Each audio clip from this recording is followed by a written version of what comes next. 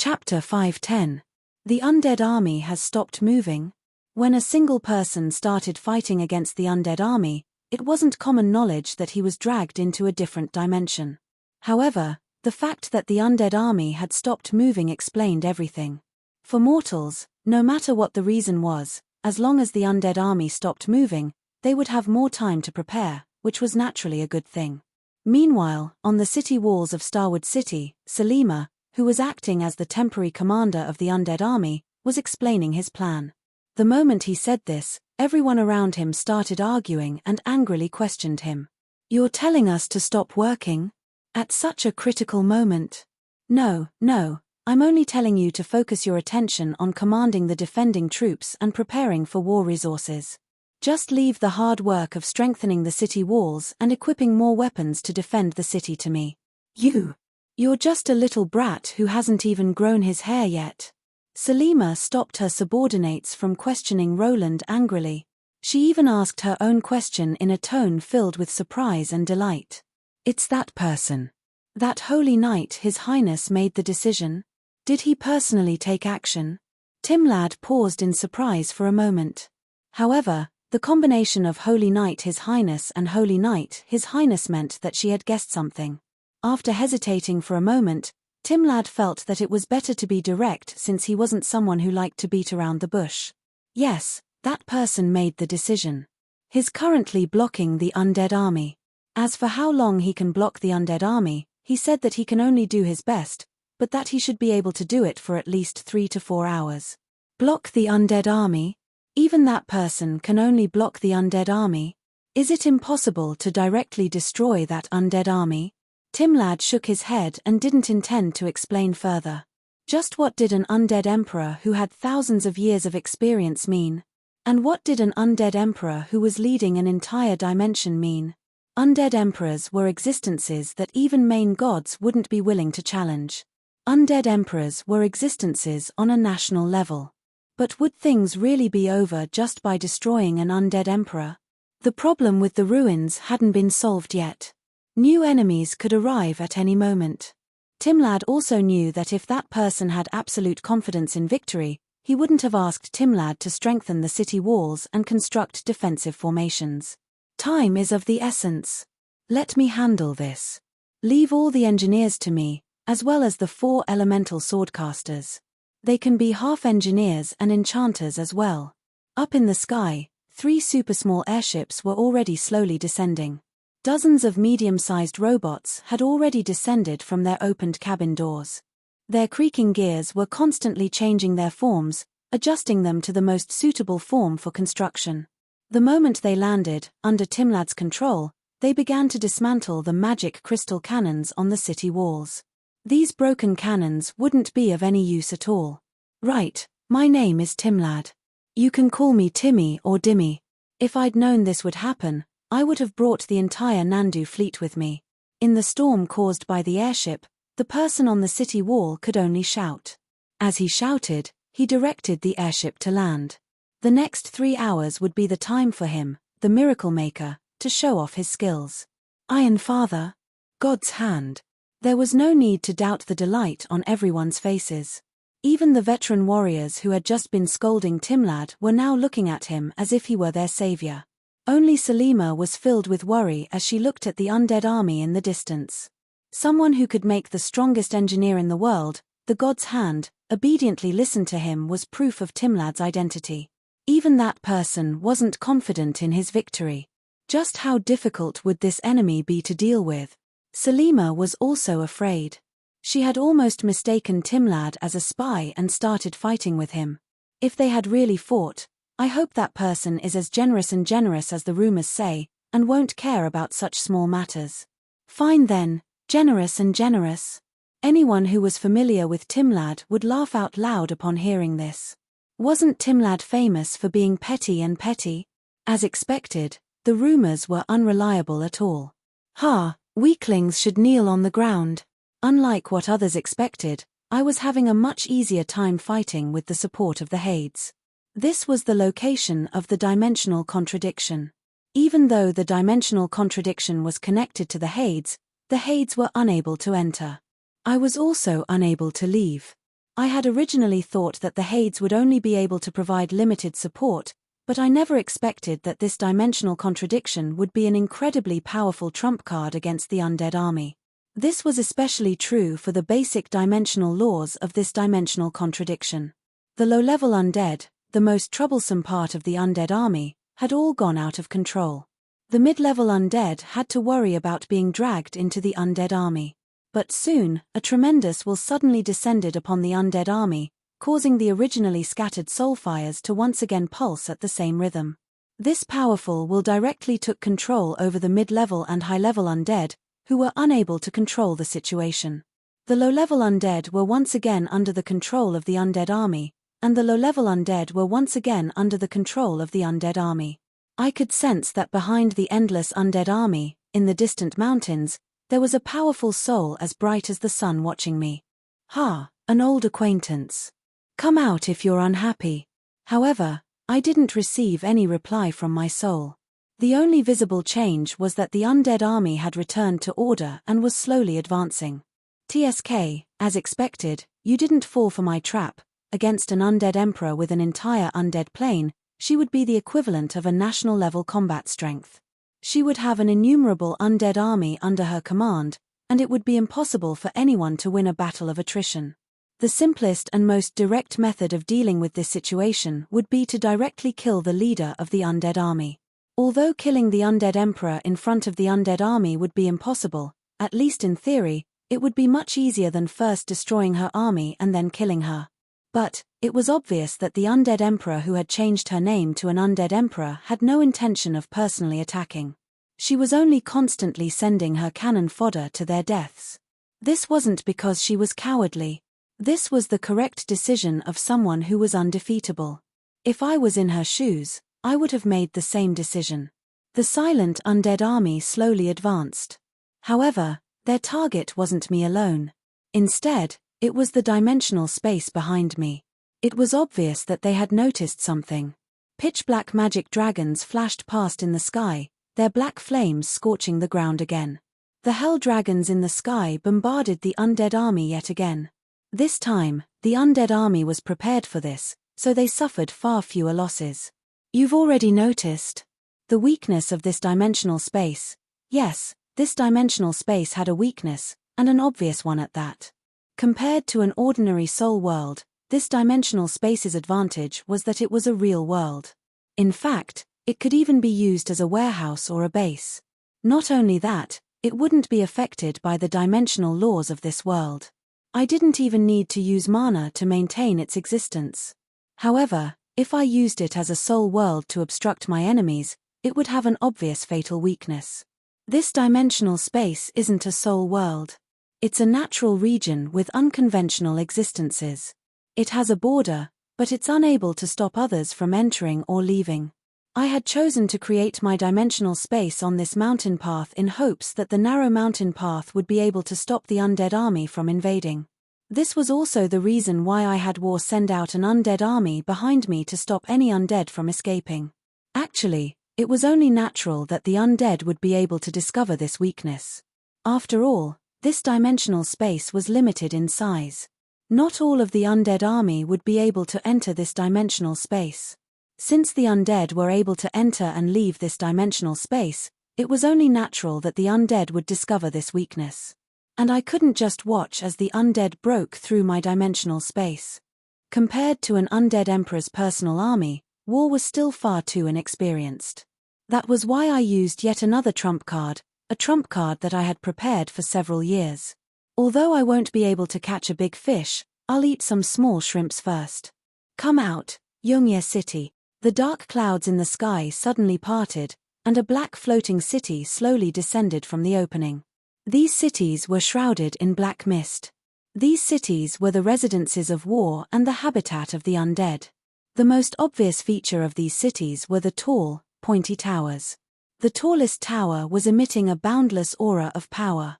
Not to mention the magic power level of these towers surpassed that of semigod mags. Even titans couldn't compare to them in terms of the intensity of their magic power. Silly cat, prepare yourselves. 3, 2, 1, tactical super magic. Undead return. When my voice combined with my magical pets, I borrowed Harloise's hands, who was sitting in the tower's control room. The Mage Tower's mana booster increased the power of my black magic spell, gathering all of the city's mana to support it. Finally, a gigantic black magic ball appeared in the sky, just like a black sun. This low-level undead magic spell, which was supposed to cause low-level undead to return to dust, transformed into a tactical forbidden spell. Pitch-black light shone down from the top of the tower as the black sun slowly descended. Even the light from the outside possessed boundless destructive power. Any undead that came into contact with it were instantly reduced to dust. Those souls obtained freedom once more and happily escaped the battlefield. That's right, Yongye City, this floating city, was my mage tower. Boom. Suddenly, a pillar of light struck the top of the tower from behind the undead army. Although it didn't pierce through the floating city's defenses, it caused a tremendous explosion outside of Yongye City. That's at least several dozen kilometers away. How did she do it from so far away? Her super magic spell actually didn't cost her any extra mana. Right after that, there was another flash, proving that Conservation's attack hadn't been a coincidence. Conservation was indeed capable of transcending the limits of space and attacking from such a long distance. Boom. But this time, that flash of light was directly detonated. The Mage Tower's interception system had been activated, and a scorching ray directly ignited it. It would seem that she's even stronger than before. Although I was saying that I was astonished at Conservation's power level, I felt a mysterious excitement that made my blood boil. As expected of an undead emperor, she was capable of casually overturning all existing magical theories and turning the impossible into reality. This was such a familiar battlefield. The cannon fodder would fight in the front, while the archmages would bombard the enemy from the back. This was how undead mags fought. Last time, we weren't in our complete forms. This time, let us properly fight as undead emperors. Chapter 5:11. Dark incantations echoed in the air as numerous silver-white ancient runes appeared in midair. Buff, protection, curse, and instant death. My dark castle was actually protected by the light, which was so frightening that most people would drop their glasses, that is, if the undead had glasses. Yongye City was a floating city with a total area of 21 square kilometers. Just looking at its size, it could only be counted as a medium-sized city. However, it had alchemy laboratories, potion laboratories, mage towers, and other facilities. This city had been constructed according to the most basic functions of the Cloud Tower. This city had a total population of 3, Harlois, war, and if you counted a certain goddess, that would count as 4 people. That was because Yongye City was located in my personal world, which was a part of the Hades. The aura of death here wasn't something that ordinary people could withstand. What I was most proud of was the total cost of constructing this tower, 5,000 gold coins. Yep, that's right. It wasn't 50 million gold coins, nor was it 5,000 platinum coins. It was 5,000 gold coins. It's so nice to have so many friends. Everyone here is a good person who loves to help others. Actually, there's probably no one more shameless than you. Are you certain that those people won't chase you to the ends of the earth? Heh, can't you see that I haven't shown myself yet? Find me first. Yongye City's foundation was a floating city that the wind elemental god had stolen from the winged tribe. The main tower was Asso's Mage Tower in the Cloud Tower. The secondary tower was partially a soul tower that Asso had created himself, and the other was Harloi's and Amelia's inheritance. As for the laboratories and other main facilities, they were all stolen from some friendly mage organization, rented for free for a long period of time. Yongye City's large area, numerous victims, and high-level robberies had broken all records in history. This was also the reason why the bounty on a certain person's bounty list kept increasing exponentially. It was said that after a certain person left, the maps of the Cloud Tower and the Shiluor Empire's mage districts were completely redrawn. Similar angry roars kept echoing in the wind. Roland, you'll die a horrible death. Not only did you steal some scrolls and casting materials, you actually stole my residence and mage tower. It was difficult for the bystanders to understand why those famous archmages, great liches, and great sages would shed tears without a care for their image. Some even knelt down and roared angrily at the sky. However, at least the name Roland had become the nightmare and public enemy of all spellcasters. Cough, let's not talk about those annoying things anymore. It was their fault for setting up so many magical traps and mechanisms. Since I couldn't open them, I might as well just take my home with me. Cough, cough, getting back to the main topic, how could a mage not have a mage tower? After I finished dealing with those troublesome matters, I also wanted to create a small mobile home for myself. Since this was my first mage tower, I naturally wouldn't use random parts to fill it up. If I was going to make it, I would do it all in one go. If he was going to snatch, he would snatch the best. Magic library? And a large-scale star chess deduction platform? Marguerite, a certain saint, gifted it to me. Anyway, she won't have time to read for a long time, so I'll help her digest it. An observatory and a giant constellation? The Church of the God of Fate gifted it to me. What a kind person. At any rate, their true gods have entered the Hades, so they won't be able to divine fate by observing the stars in the future. Are you sure that directly driving a cloud tower and taking away the church's main observatory was a gift? Are you sure that those Puzzle Knight, the God of Fate's holy temple knight, who's been frantically searching for you, are here to thank you? Do you dare to meet the God of Fate himself? Of course. I don't dare. Hey, weren't you the one who strongly requested for a good observatory? My divination magic is terrible. If it weren't for the fact that you needed to see the stars, I wouldn't have needed such a high-level observatory, would I? If I'm the main culprit, then you're the accomplice.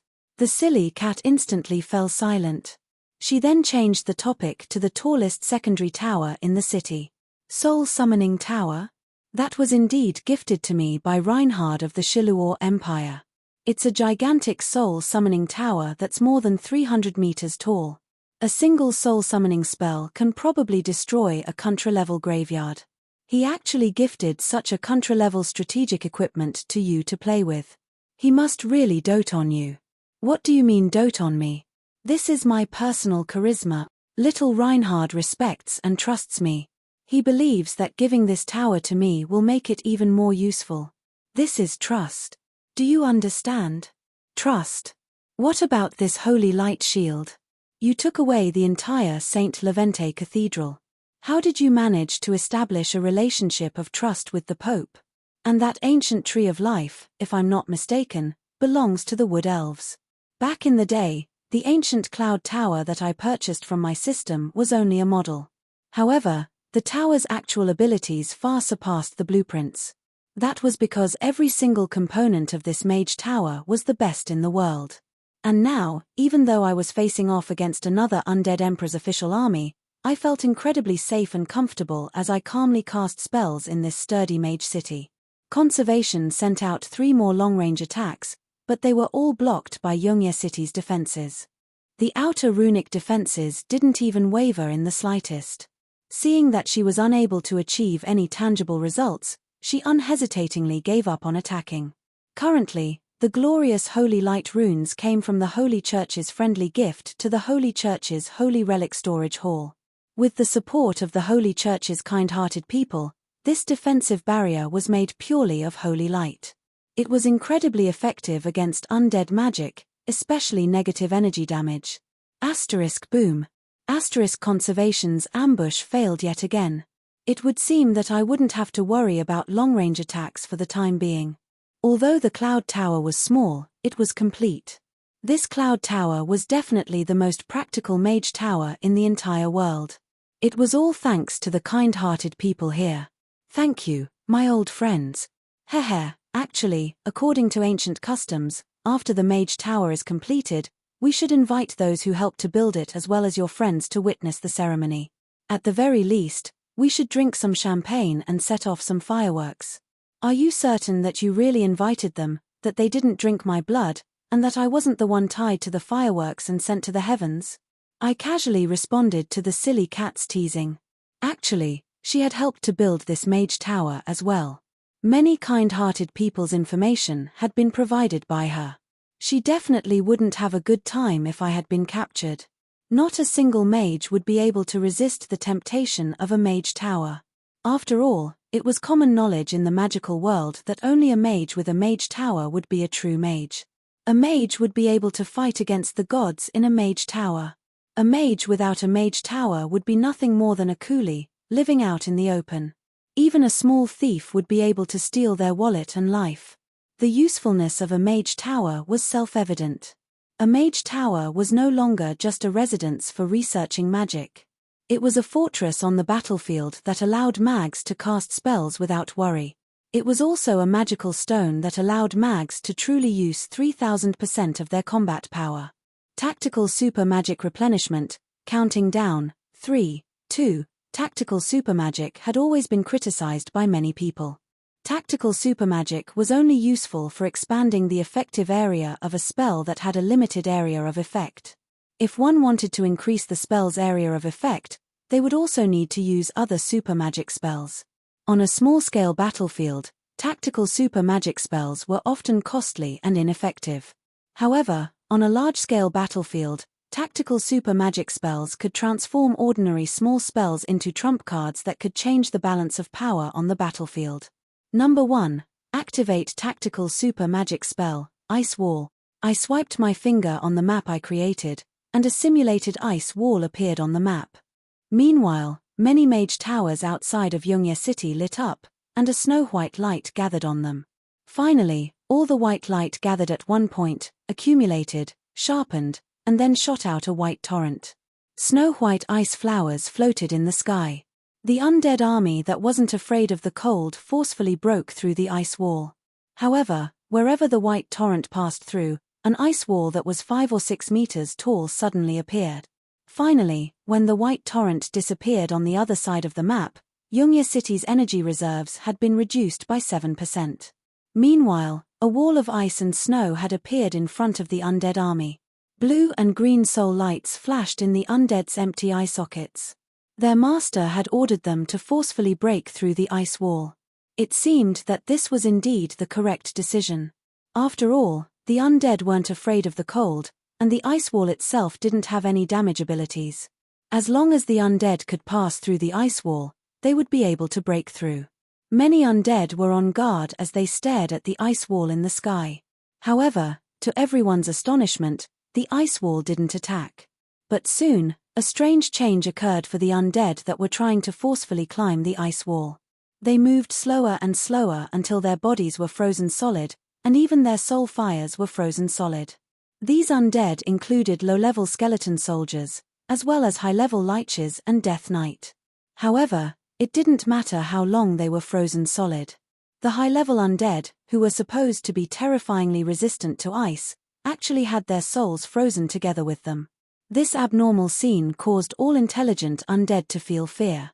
Are they stupid? They actually dared to touch my ice magic creation, and even stayed on top of it for so long. The hibernation chill was a passive ability of my ice magic.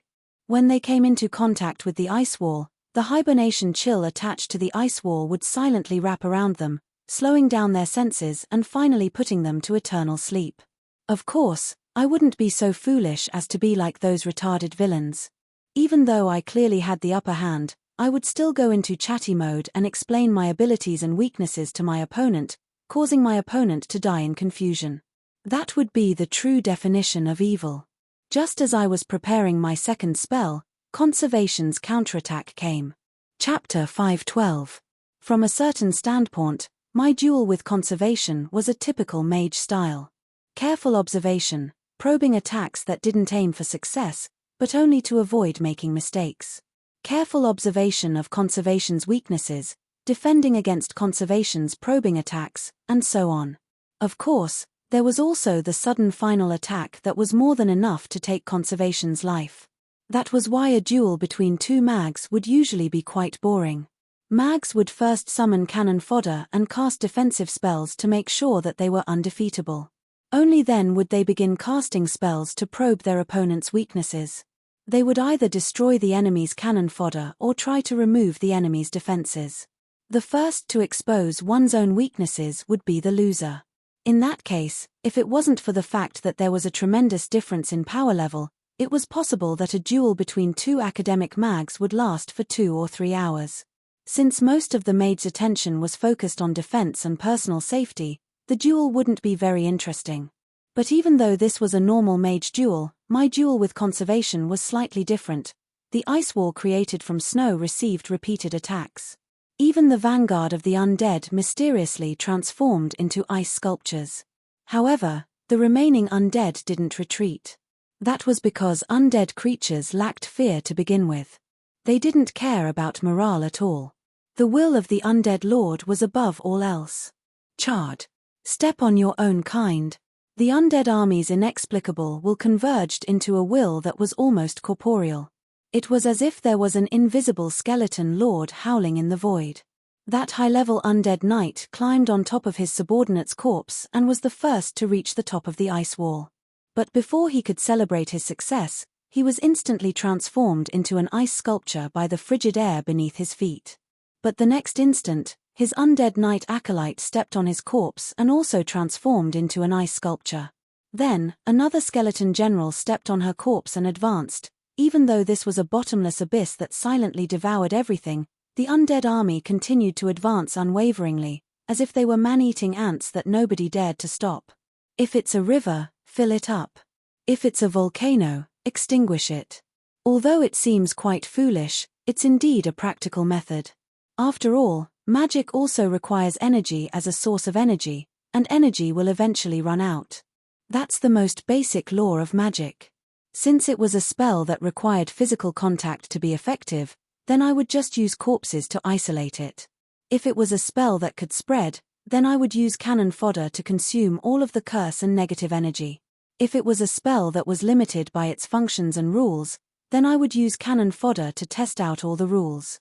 This was the reason why the undead army was able to sweep through the various countries. No matter how powerful or exquisite a defensive spell was, as long as there was enough cannon fodder, even the most exquisite spell would have its limits. Even the most powerful mage would die of exhaustion. The Black Flood always moved forward slowly. It seemed slow and sluggish, as if it could escape with just a few steps. However, it was impossible to stop it. No matter where it escaped to, the result would be the same. This was the undead calamity, the king of pestilence that everyone viewed as death itself. But in this battle between undead emperors, this was nothing more than an appetizer.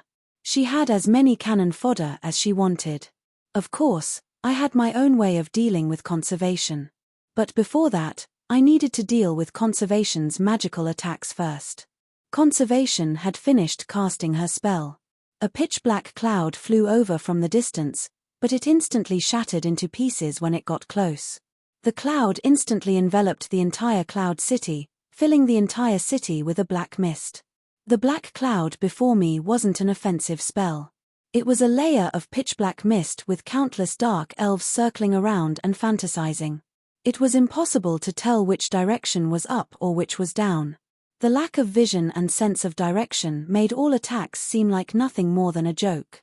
A special spell? Yep, I've probably never seen this before in the mortal plane.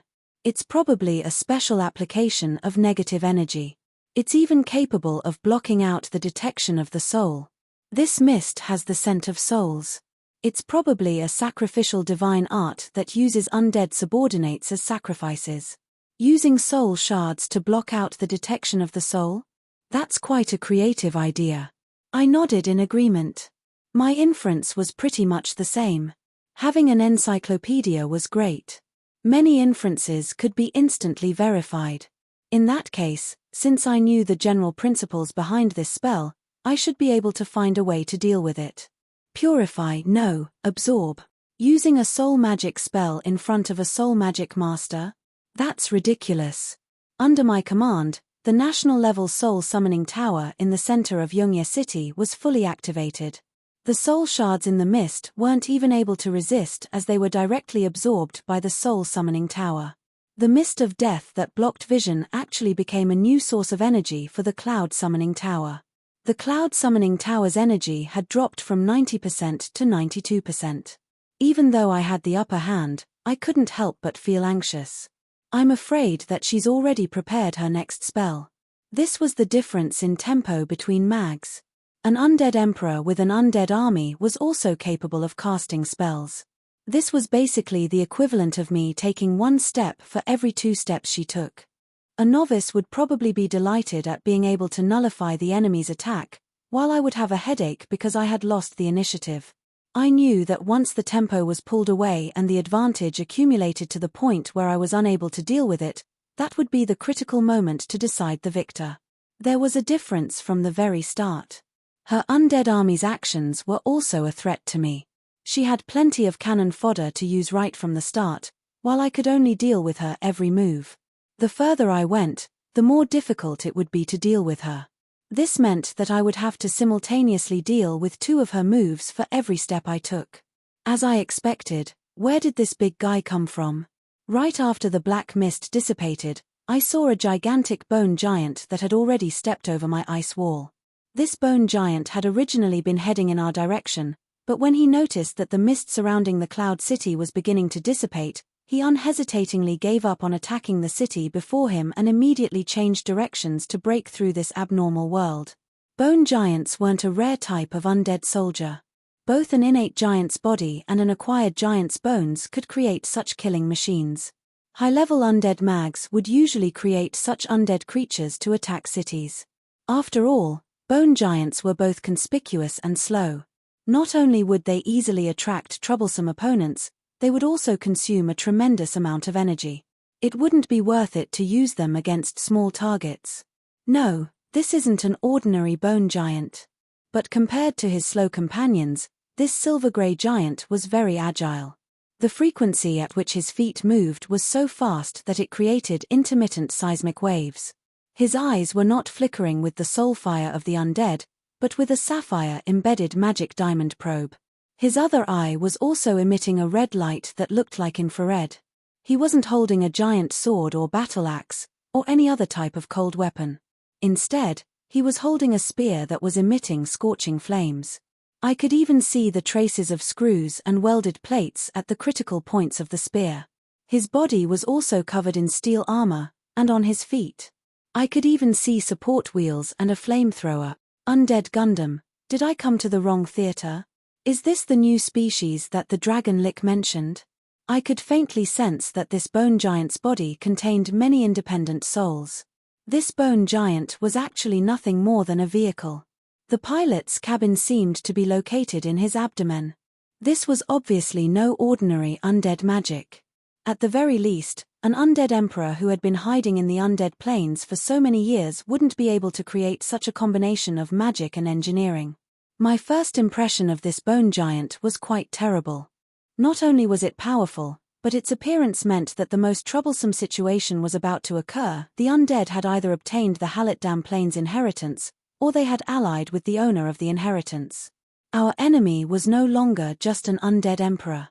Perhaps it was because Yongye City had far too much energy, or perhaps it was an absolute order from its higher-ups, but this bone giant, which was obviously our ace, didn't intend to fight to the death against Yongye City. It passed through the ice wall and simply continued advancing forward, attempting to break through our defenses. Timlad will probably like such a gift. Of course, that's only if you can accept it in its entirety. Of course. Any ordinary powerful individual would have been scared half to death by this. But in the eyes of experienced individuals like us, this bone giant was nothing more than a toy. Not only that, it was an unimportant toy with a failed design. Tactical magic, stone to mud. This spell smashed into the bone giant, instantly transforming the flat ground into a swamp. There was even more swamp beneath the swamp. It was too late for the bone giant to stop in time, so it suddenly jumped up, flames spitting out from its feet. It charged, exploded, and swung its leg with great force. This was a standard long jump, and then, it somersaulted in midair before landing in a crater. Phut, nice movement, but it didn't jump up at all. Of course. Bone giants don't have any muscles. It's already the limit for them to use magic to walk. They're only mimicking human movements because they're instincts. Does they really intend to do a long jump? Do they really think that this bone giant is some unscientific red gipper that can increase its speed by 3 times just by being painted? However, I didn't celebrate too early. High energy signals in the distance indicated that conservation had prepared yet another new spell. Some of the undead below were already breaking through the ice wall. It seemed that our tempo had fallen behind. Undead were crawling all over that ice wall. The Eternal Legion's spirit of sacrifice was truly moving. And so, I unhesitatingly put up another ice wall. Learning from my previous lesson, I made it 2 meters taller and 3 meters wider than the first ice wall. Keep going. Let's see how many cannon fodder you have. Although I sounded quite arrogant, I was actually rather unconfident. Ice walls like this that contained ice energy would consume far too much energy. Each time I used it, it would use up almost 10% of Yongye City's total energy. In order to ensure Yongye City's safety and combat strength, I didn't dare to use less than 50% of my energy. I wouldn't be able to use this ice wall tactic many times. The most annoying thing was that he couldn't allow his opponent to maintain the initiative. He had to deal with every move that came his way. The situation would only become more and more disadvantageous. We would need time to counterattack. I'm going to the secondary tower. Leave the magic battle against conservation to me. You go and clear out the cannon fodder first. For once, Harlois was being diligent as she volunteered to take on this heavy responsibility. Her strategic decision was obviously correct. Since conservation was too far away and it was impossible to eliminate her, it would indeed be a good idea to use the strategy of Tianji's horse race to suppress conservation's weak points and eliminate the annoying cannon fodder first. She's an undead emperor. We should at least be careful. Even with the mage tower's support, it would still be quite difficult for me to face off against an undead emperor by myself. Invisible curses, dimensional sealing spells, and special negative energy permanent damage would all be enough to kill Harlois. However, Harlois smiled. She slowly transformed into her human form amidst her bell-like laughter. Her silky blonde hair trailed on the ground. That familiar and beautiful face was right in front of Roland. Her breath smelled like orchids, but she intentionally caressed his ear. Undead Emperor? Who do you think I am? Who taught you undead magic? I'm the woman who's already taught an undead emperor. Now that I've accumulated enough, I'm also the woman who's about to become an undead emperor. Be careful of her. I'm hoping to obtain a chance to make a breakthrough in battle. Harlois transformed into a phantom as she giggled. I could now focus on the undead army below me. It was indeed quite reassuring to have such a trustworthy helper. What should I prepare next? It'll be best if I can use a powerful spell that can kill off all the mid-level and high-level undead in one go. Since I have the Mage Tower's energy reserves, I might as well use up some of them. Chapter 513. This was different from the Knight's Charge, which would make one's blood boil just by watching. This was also different from the Thieves' and Rangers' jungle battles, where every second mattered. Mags were famed for their rationality, and this was more like a chess match. And in a chess match, the more chess pieces there are, the better. The stronger the chess pieces are, the better. The more times you can move, the better. Currently, 2 armies were facing off against each other. Conservation and I were like the royal generals in a chess match. I was protected by Yongye City's thick defenses, while Conservation was far away. It would be far too difficult for her to damage the main body. Naturally, she could only focus on destroying the other chess pieces of the opponent. This obviously wasn't a fair match. From the very start, Conservation had far more chess pieces than I had. Not only that, my movement range was limited, and I couldn't allow any undead to pass through. This meant that I was at a disadvantage. But now that Harlois interfered, the scales of victory seemed to tilt in my favor. Black lights clashed in the sky. The resulting whirlwinds from spells were usually evil winds and ghostly howls. It was obvious that neither side was using any honorable spells. I couldn't even recognize many of the spells being used. But at the very least, I could tell who had the upper hand. The silly cat is doing quite well. That's right. Even I hadn't expected that Harlois would have such an obvious advantage. She was gradually gaining the upper hand in this battle. But when I carefully observed the battle, I felt that this was only natural. No matter how Conservation was able to cast spells from such a long distance without losing any damage, it would be impossible for her to bring her own mage tower to the mortal plane.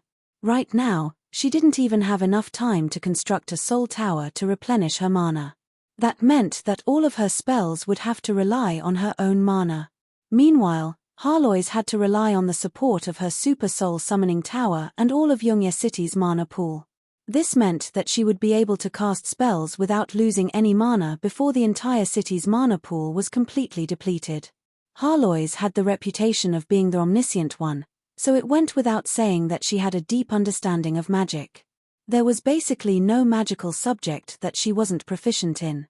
As a gold elf with astonishing natural talent, she had obtained many secret elven techniques, and she had also worked hard for tens of thousands of years under the influence of her hatred.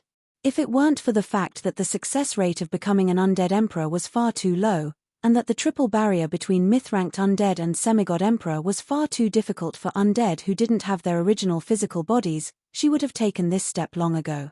But now, Harlois had made up for the flaws in her physical body and soul. She was now truly close to that level.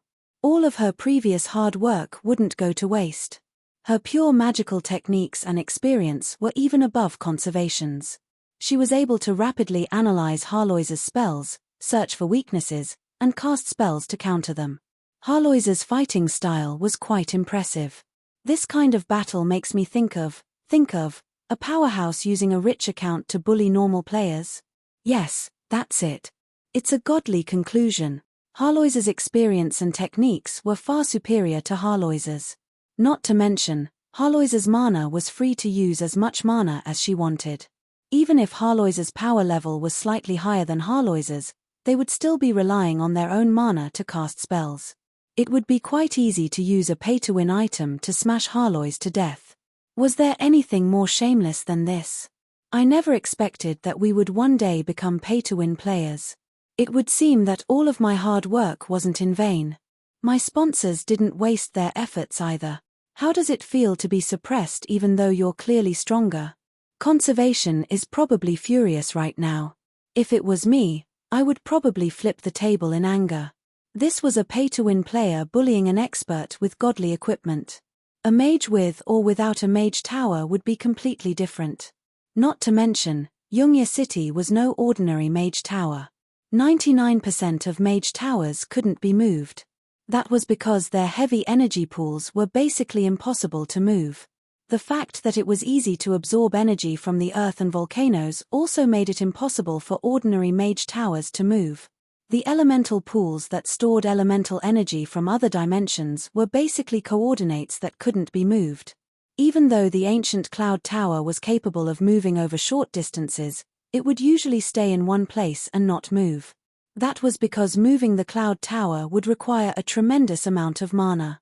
Every time it was activated or anchored, it would require a series of relocations and connections, which was truly troublesome.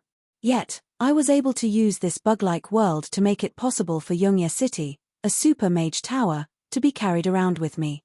It was also because of this inconceivable fact that the unlucky people who were killed here hadn't been prepared for my free-moving ability. They were probably still wondering how I had managed to move their houses. Getting back on topic, the pay-to-win player Harlois was getting better and better at fighting. All of Conservation's spells were intercepted by the skilled player Conservation. The silly cat even had the energy to deal with some of the undead. If it weren't for the fact that she couldn't pinpoint Conservation's location, she would have even had the energy to counterattack. Since I was certain that Harlois had a huge advantage in the short term, I had even more energy to focus on whack-a-mole. That's right, whack-a-mole. That was exactly what I was doing right now. The undead army kept advancing forward. Anyone who stuck their head out would receive a cannon blast. The lucky survivors would either retreat or be completely annihilated, and the next undead would have to stick their head out again. Eat my tactical super mana fireball, damage increasing fireball, long-range fireball. Actually, this game was quite boring. However, since the undead were quite self-aware of their scattered formations, They could only keep tossing out fireballs in order to conserve as much mana as possible. What? Why didn't they just use a high-level spell to clear out the undead? That would also be a good way to clear out the undead. Since the undead had disgustingly high ice resistance and wouldn't foolishly let your ice breath stick to them, and since the undead didn't need to fear the cold and didn't have any body temperature, the cheap fireball spell's advantage was quite obvious. Fireball, large fireball, enhanced fireball, delayed fireball, super long-range fireball, and chain fireball. No matter if it was a novice or an archmage who specialized in a particular spell, not knowing how to throw a fireball would be looked down upon. After all, this was simply a simple and crude method of detonating a mana block and manipulating the fire element to create AoE damage. Every mana block would create 10 points of damage. In terms of cost-effectiveness, this was much better than 99% of high-level spells. It was a must-have spell for mags when it came to traveling, killing. Novice adventurers didn't need to know any support spells, and they didn't need to be as smart and calm as mags. However, they absolutely couldn't not use a fireball spell. What? Too boring? Alright, let's change it up. We'll compress the mana even more, so the explosion will naturally have a larger AoE. Let's call it Flame Explosion. You guys did a good job. Thank you. But I'm sorry. Good job. Sorry. Good job. Sorry. Sorry. Sorry. My apologies filled with evil intentions echoed in the air. Numerous flame explosions the size of wash basins rained down, smashing the undead that stuck their heads out like rats. If an undead general that looked like a rat was hit, the flames from the explosion would devour everything around it. Although I wasn't an expert in fire magic, I still knew how to toss out fireballs. Smashing rats was too light? Wasn't that an appropriate description? Alright then, since whack-a-mole wasn't appropriate, the undead players were harvested like freshly ripe chives. It seemed that I had accidentally taken advantage of something again. Can't you be a little more serious? Toss out a high-level spell or something like that. Don't you know forbidden spells? Although I had the advantage, I was unable to eliminate Conservation's main body, which meant that this battle would never end. The silly cat was also under a lot of pressure. She was rather annoyed to see me having so much fun. Tossing a forbidden spell at legend rank? Are you complaining that you didn't die fast enough last time? The difference between forbidden spells and ordinary magic was the foundational understanding and control of the natural laws. Forbidden spells were a fundamental change in magic. Pure mana accumulation wouldn't be able to help me withstand the backlash of a forbidden spell. It was possible to toss out Ice Eon with Yongye City's support, but no matter whether or not the undead army would be completely annihilated, I would definitely be forced to reincarnate. Don't you know any other large-scale AoE attack spells? I remember that legends have quite a few that can be used. Death's Howl, Banshee's Curse of Despair, Five Fingers of Death, also known as Death Slap. Yep, they're all undead magic. Are you sure you want me to cast negative energy healing on them? I'm using control-type undead magic specifically for the undead, and I'll need to fight against the undead's undead lord, not to mention that the undead are a close subordinate army of an undead emperor. It's not worth it. What about ice magic? It's not like you don't know that the undead are naturally resistant to ice. The low temperature that would be fatal to the living is just a way to keep them fresh. Are you sure you want me to make them look fresher? The silly cat was rendered speechless. It wasn't impossible to create a super low temperature that could freeze the undead, but that would require far less mana than just throwing fireballs at them. It would seem that you're nothing more than trash as a mage against the undead. Harlois was indeed correct. Of course my power level would be reduced if I fought against the undead. After all, an undead emperor would never think of another undead emperor as her imaginary enemy. However, Conservation had the exact same problem. Our undead magic, negative energy resistance, and ice resistance were all quite outstanding. Even her most powerful magic spells would be reduced in power against us. How could I have ever imagined that I would have to fight against another undead emperor? My only enemy would be the undead from the very start. Besides, in normal situations, if I meet an undead that's difficult to deal with, I can just cast Holy Light. Oh, right, Holy Light. As a holy knight, Of course I could use holy light. However, using a holy knight's fearless charge against such a sea of undead would basically be suicidal. However, holy light wasn't only limited to melee combat. Yongye City had already plundered many churches of the Holy Light Church, and the Holy Light Church's holy relics were more than enough to host an exhibition. As long as I had enough mana, it would be quite easy to convert holy light into holy light. However, that was only in theory. If I wanted to use my mage towers to cast holy light divine arts, I would first need to solve many technical problems. At the very least, I would need to determine which divine art model to use, and then figure out how to convert mana into holy light. While I was busy calculating the energy conversion formula, Conservation, who had been suppressed to the point where she couldn't even breathe, finally took action. She requested reinforcements from her temporary ally, and soon, a new batch of half-undead, half-constructed undead entered the battlefield. This time, there were more than 100 bone giants that resembled Red Zagu. Conservation was still casting a spell, but this time, it wasn't an offensive spell. Dark clouds floated over again, but this time, the dark clouds didn't float towards Yongye City. Instead, they covered the bone giants' gigantic bodies. Conservation discovered that most of her spells had been blocked, so she rationally gave up on directly attacking Yongye City. Instead, she focused on buffing and supporting her subordinates. The dark clouds that covered the undead also blocked our line of sight. Even though we were skilled at harvesting the undead, there was nothing we could do if we couldn't see our targets with our flame burst spells. Since we can't see our targets, let's use AoE spells. This time, let's go all out. Let's hurry up. Double casting means double the energy consumption. We don't have much energy left.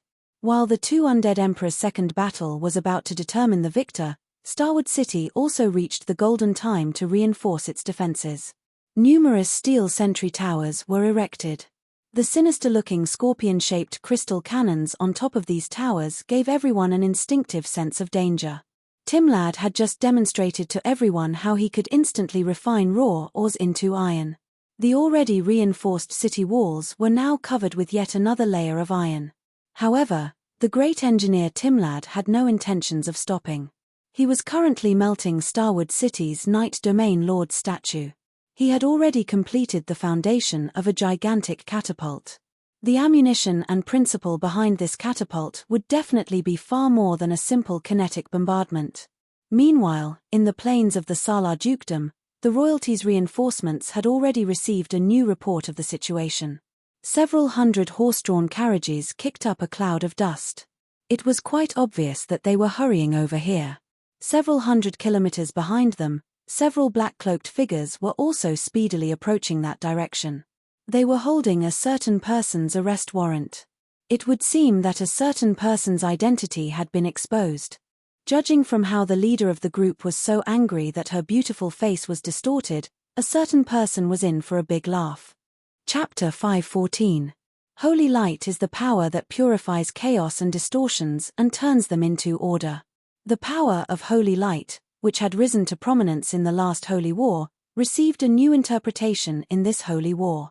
In the Southern Sect's newest Holy Bible, the first pope who interpreted the Southern Sect's teachings directly abandoned the Holy Church's belief that holy power was blessed by God and that holy power was blessed by God. Instead, he used a simple and direct method to explain what holy light was. Holy light itself is a type of incredibly powerful positive energy.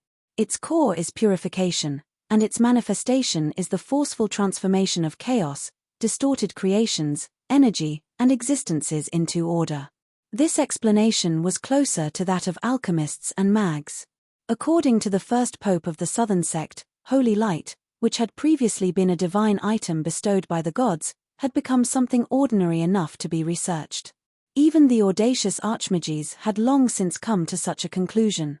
However, ordinary devout priests and holy knight holy light had completely changed their worldview. If this was a materialistic world of nature, this would probably be nothing more than a few different religions' doctrines. However, in this world where wills existed, many things would be different. In the past, holy knight and holy light priests would only pray to the gods and desire holy light's bestowments. That was why they would improve incredibly quickly after receiving holy light's bestowments. However, not understanding the holy light would also mean that their foundations would be shaky. No matter how powerful someone else's power was, it would still belong to someone else. After reaching a certain level, they would naturally be stuck unless they truly met a god's favorite and continuously received divine power. When a certain prince obtained the title of Son of Holy Light, that was only because he miraculously reached legend rank at the age of 14. The main reason why he was able to reach such a level was because of his unique understanding of holy light. But now, the holy light salvation incident in the Bardi Empire's eastern plains caused countless holy light job class members to reconsider the definition of holy light. Believers of the pure holy light religion had spread to every corner of the world. From holy light bestowed by the gods to a special type of power, many mags were even beginning to research holy light, treating it as a type of pure special power. Holy light had fallen from grace. Perhaps this would affect the venerated status of holy light job class members and some holy light job class members, but it would have a profound effect on the overall usage of holy light. In just the past 7 years, when the shackles of thought were broken, it was as if a treasure trove of wisdom had been opened. With the tremendous number of holy light masters in this world to begin with, countless new divine arts and new technologies were created. This was the fact that the holy light theories resonated with each other, further breaking the shackles of thought, finally leading to a revolutionary change. After all, sometimes, the furthest distance from the truth was the closest worship and wild belief. There were many things that weren't impossible or unthinkable, but rather, they didn't dare to think about it and wouldn't think about it. At this moment, the city amongst the clouds had opened its own shadow canopy. In the sky garden on the top floor of the city, on the ancient tree of life, many seeds were condensing. The branches were covered in a golden radiance, and the roots and branches were like crystals. Liquid energy flowed within them, and the seeds were maturing rapidly.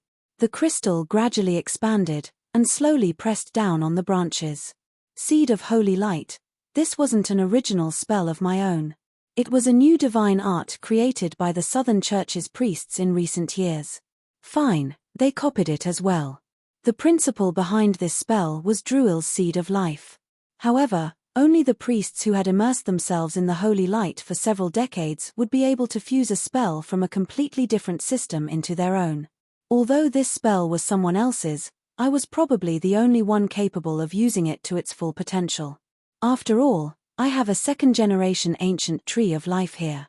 This is a top-level item that even the kingdom of the elves doesn't have many. How did you get it? I stole it.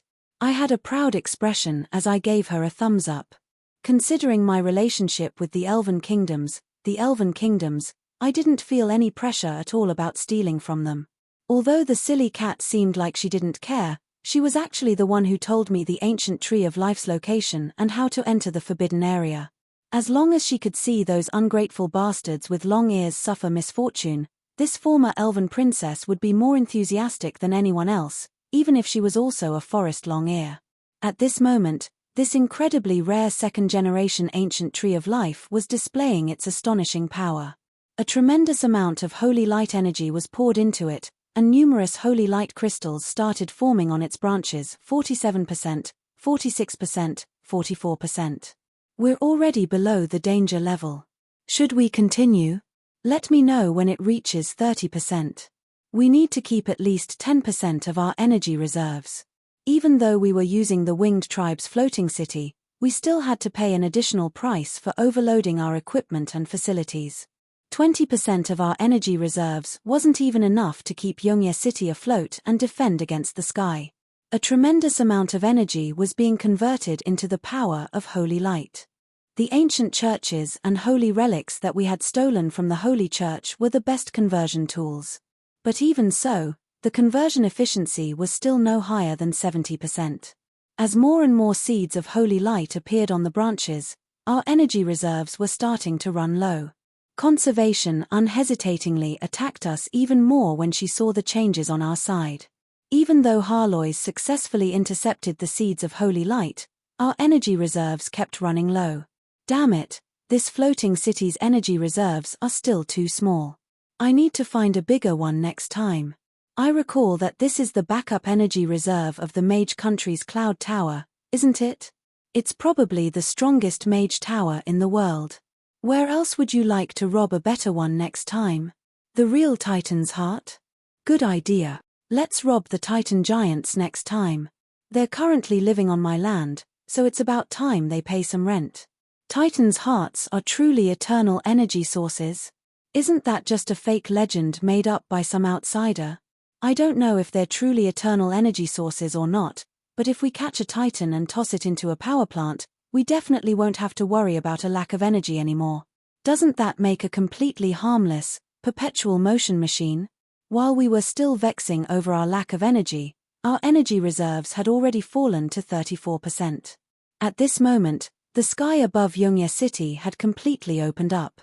The Tree of Life's main body was still here, but its light incarnation had already covered the entire city. From a distance, the gigantic Tree of Light was even larger than the entire city. Countless branches of light reached into the clouds, making the floating city look nothing more than tiny flower beds. The Tree of Holy Light's frightening energy waves could easily destroy any detection device. Even an idiot would realize that the situation was far from good.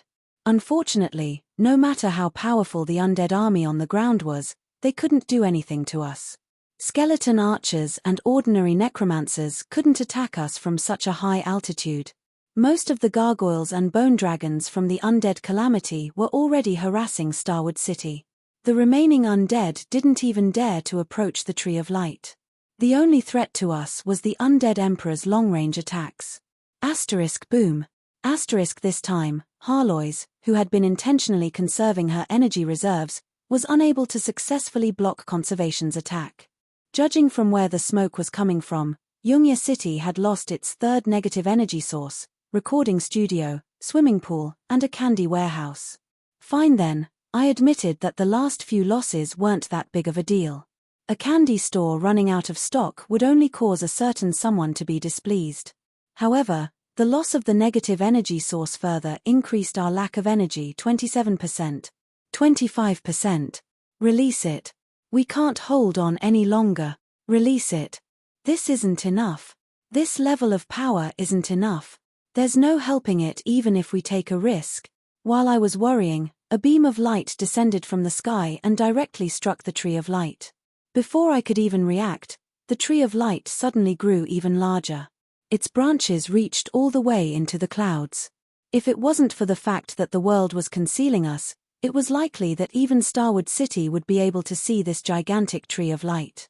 Meanwhile, in the starry sky, at the top of the Hades, the golden pillar of holy light of salvation, I could faintly see a tall figure waving his hand at me, as if he was trying to tell me something. What is he saying? When I saw that familiar figure, I thought about how he would likely forever remain in the Hades. Even though I tried my best to remain calm, I still felt uncomfortable as if something was missing in my heart. It was obvious that he saw that something was wrong with us, so he directly sent reinforcements. We were so far away from each other that it was practically impossible for us to see each other. It would already be quite good if we could even see each other's figures, let alone read his lips. However, we were still able to communicate with each other. A certain half-slime creature was one of the Hell Kings who guarded the Inferno, and had left countless incarnations in the Hades dimension. Harlois, can your incarnation go over there? Harlois, everything is Harlois. You're Harlois when you need me, and you're the silly cat when you don't. I still have to deal with that guy, so I don't have the mood to deal with so many things. Fine, I apologize, but we have more important matters to attend to right now. Can you send an incarnation over? H, he's already here.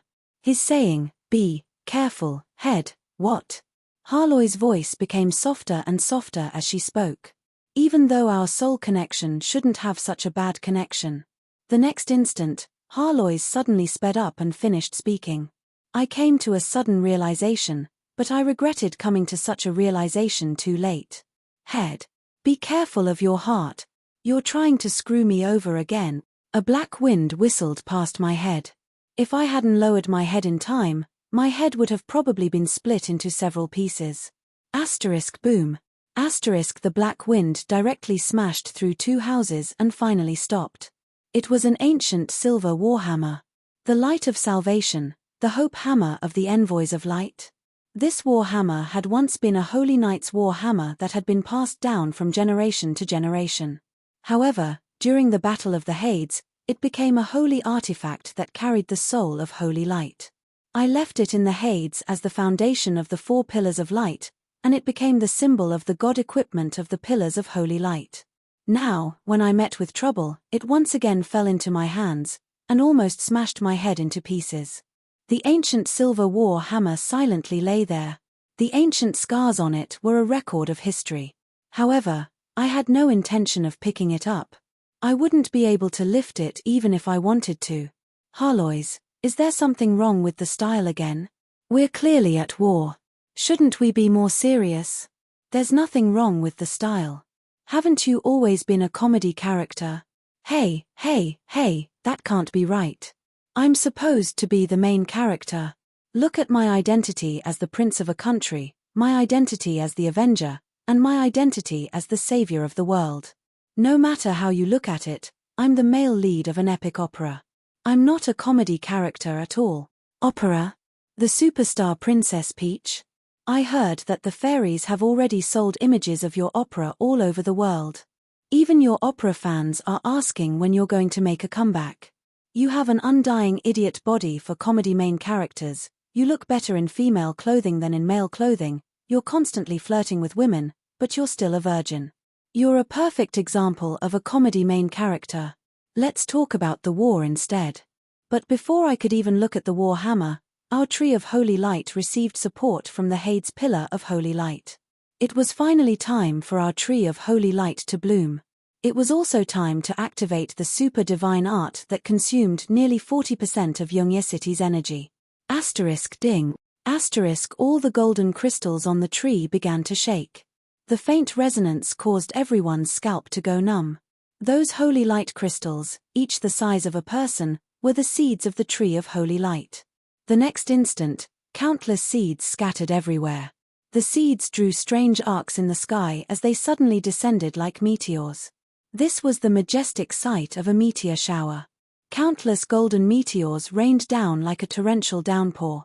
Every strike caused a massive explosion of holy light. But this was only the beginning. New tree of holy light sprouted and grew from the crystal seeds. In just a few short seconds, the tree of holy light transformed into a new tree of holy light. Then, even more seeds appeared. Soon, the seeds of holy light spread throughout the entire battlefield. This pitch-black land was now covered in a golden forest. Any undead that came into contact with a tree of holy light would be directly burned to ash. Even the specially crafted bone giants would find it difficult to move through this forest of holy light. But this still wasn't the end. Explode. Reality. With a snap of my fingers, a tree of holy light in a corner of the battlefield exploded. The glorious golden light directly devoured everything around it, creating a flower-shaped golden mushroom cloud in the sky. The next instant, all the intelligent undead's cold expressions revealed inconceivable despair when they realized what was about to happen. Boom. Boom. Numerous trees of holy light exploded, causing numerous flowers of holy light to ignite in the sky.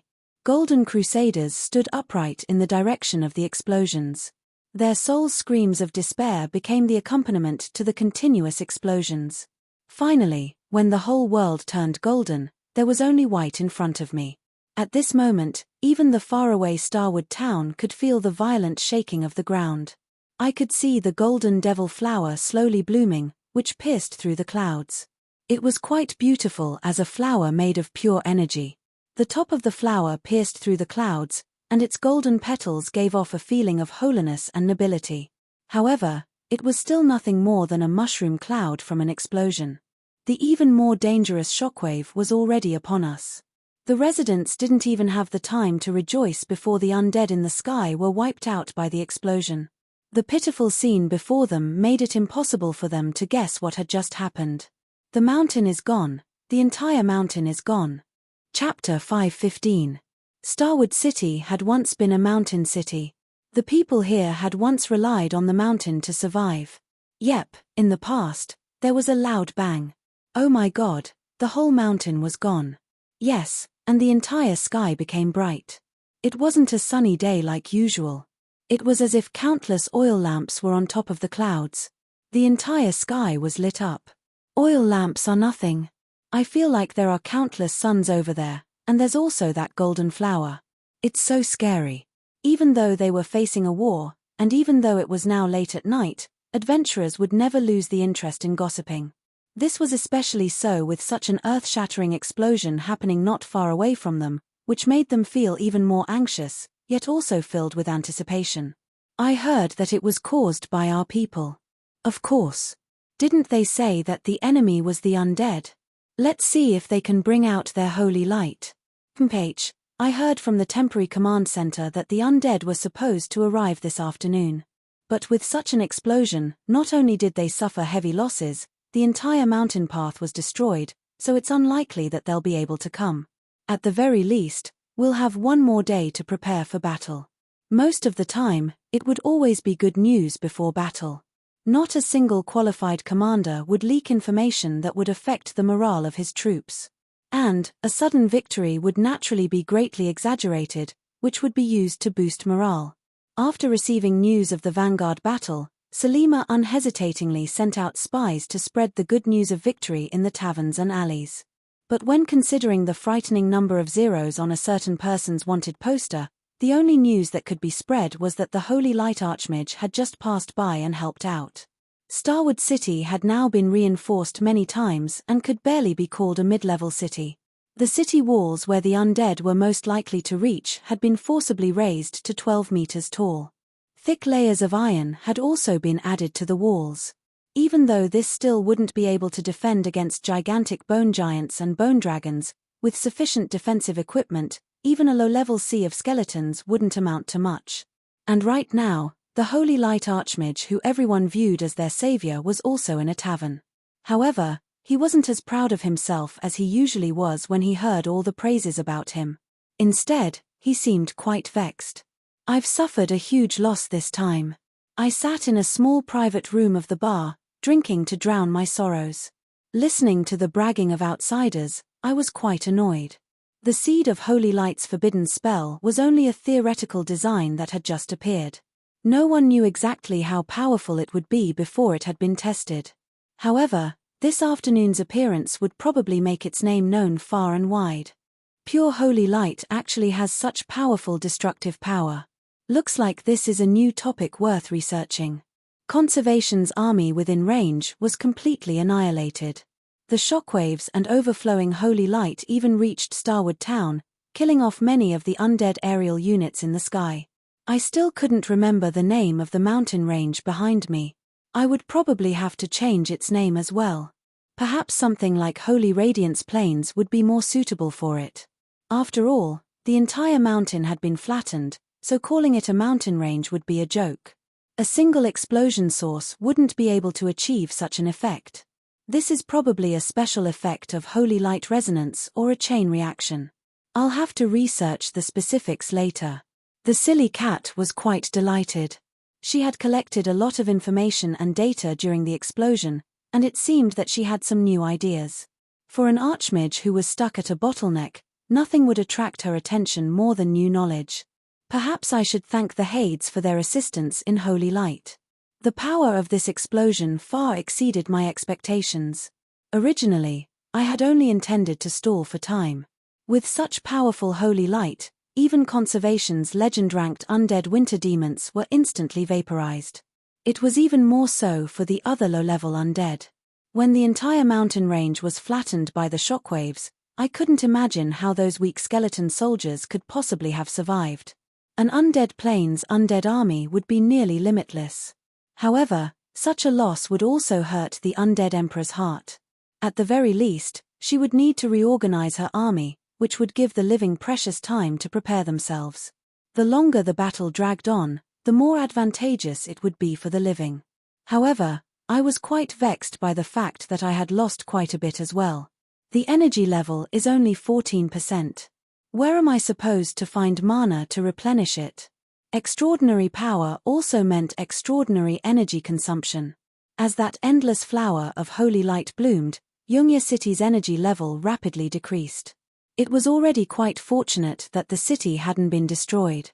However, the battle was still ongoing, and it would be difficult to find a backup energy source. And that wasn't even the most important loss. The most important loss was probably the good little boy War. As a good child who obediently listened to his father, War had been working hard for me in the rear defense line, hunting down some undead that had escaped. However, War himself was still an undead, and he hadn't been far enough away. Alright then, there was no need to say anything else. War had been directly purified by the holy light at such a close distance. It was fortunate that he was an amalgamation of human consciousness, which was why he hadn't died on the spot. Even if he hadn't reached the point where he would have to go home and revive, it would be impossible for him to return to the battlefield for the time being. There's going to be a battle soon. Sufficient souls, especially powerful undead souls, will help War recover. However, there's really no way to replenish energy. Right now, Yongya City was doubtlessly one of my most important trump cards. Even as a strategic weapon, it would be foolish to face an undead emperor and her entire army by myself. Strategic magic used up a tremendous amount of energy, and a mage tower that didn't have enough energy reserves would be no different from a mage without mana. Should I go capture those magic swordsmen and steal their magic swords and miniature energy pools? That won't be enough. Even if I steal all of Yongya City, I might not even have 10%. Should I use Timlad's small battleship's engine and energy source? That'll be another 10% at most. It'll be a waste of aerial combat strength, which is the most scarce resource right now. It's not worth it. Find archmages to fill it up. Fine, I know it's unreliable. How many semigod archmages do we need to fill it up last time? 26, or perhaps 260 myth-ranked archmages. It'd be great if we were in the mage country. We could just find a few mage organizations and get a dozen Laborus. That wouldn't be enough. If we were in the mage country, we could just drug the truth overseers of the Truth Symposium. Those truth overseers are far more powerful than ordinary semigod archmages. I tossed out all sorts of ridiculous ideas that seemed to be legal. Although I didn't feel anything, the listeners around me felt quite uncomfortable. That was because Selima, the highest-ranked commander of Starwood City, was also here. It would be far too arrogant to discuss all sorts of illegal ideas in front of her. But right now, she could only smile wryly. After all, she also knew about my past. And if it wasn't for my interference, it was likely that Starwood City wouldn't even have lasted until nightfall. Old Barton and Catalina were also here. The old mercenary's face was filled with bloodlust and even contained a faint murderous intent. It seemed that something was wrong with the situation, so I asked him about it. I just killed a few scum who were planning to take advantage of the situation. What kind of situation is this? You're still thinking about such ridiculous things? When the undead invade, your first thought isn't to protect yourself, but to take advantage of the situation to rob merchant guilds and steal women. Barton lowered his head and drank half a glass of beer. However, his expression was still filled with indignation.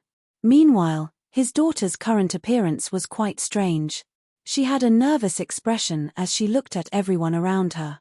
She was so scared that even a waiter from the bar who brought her food would make her stand up. Did I come to the wrong place? Discussing such an important matter with a girl like me? No, I wanted you to come here for something. I looked at Catalina with great interest until she embarrassedly lowered her head and counted her fingers. Another benefit I obtained from the battle was that I now had a new understanding of how Catalina existed through the bone giant samples. Perhaps this would be a good research direction. At this moment, the private room's door suddenly opened. A shirtless Timlad walked in. He used a towel to wipe his sweat as he lowered his head and apologized. I'm sorry, I'm late. The city gate's reinforcement took 26 minutes longer than expected. I brought good news this time. Yep, that should count as 2 pieces of good news. However, there's also bad news. The great engineer with an exhausted expression directly sat down by the door. Good news. We have additional powerful reinforcements. I just received news that they'll probably arrive even earlier than the Salar Dukedom's reinforcements. Their power level is definitely trustworthy. Them.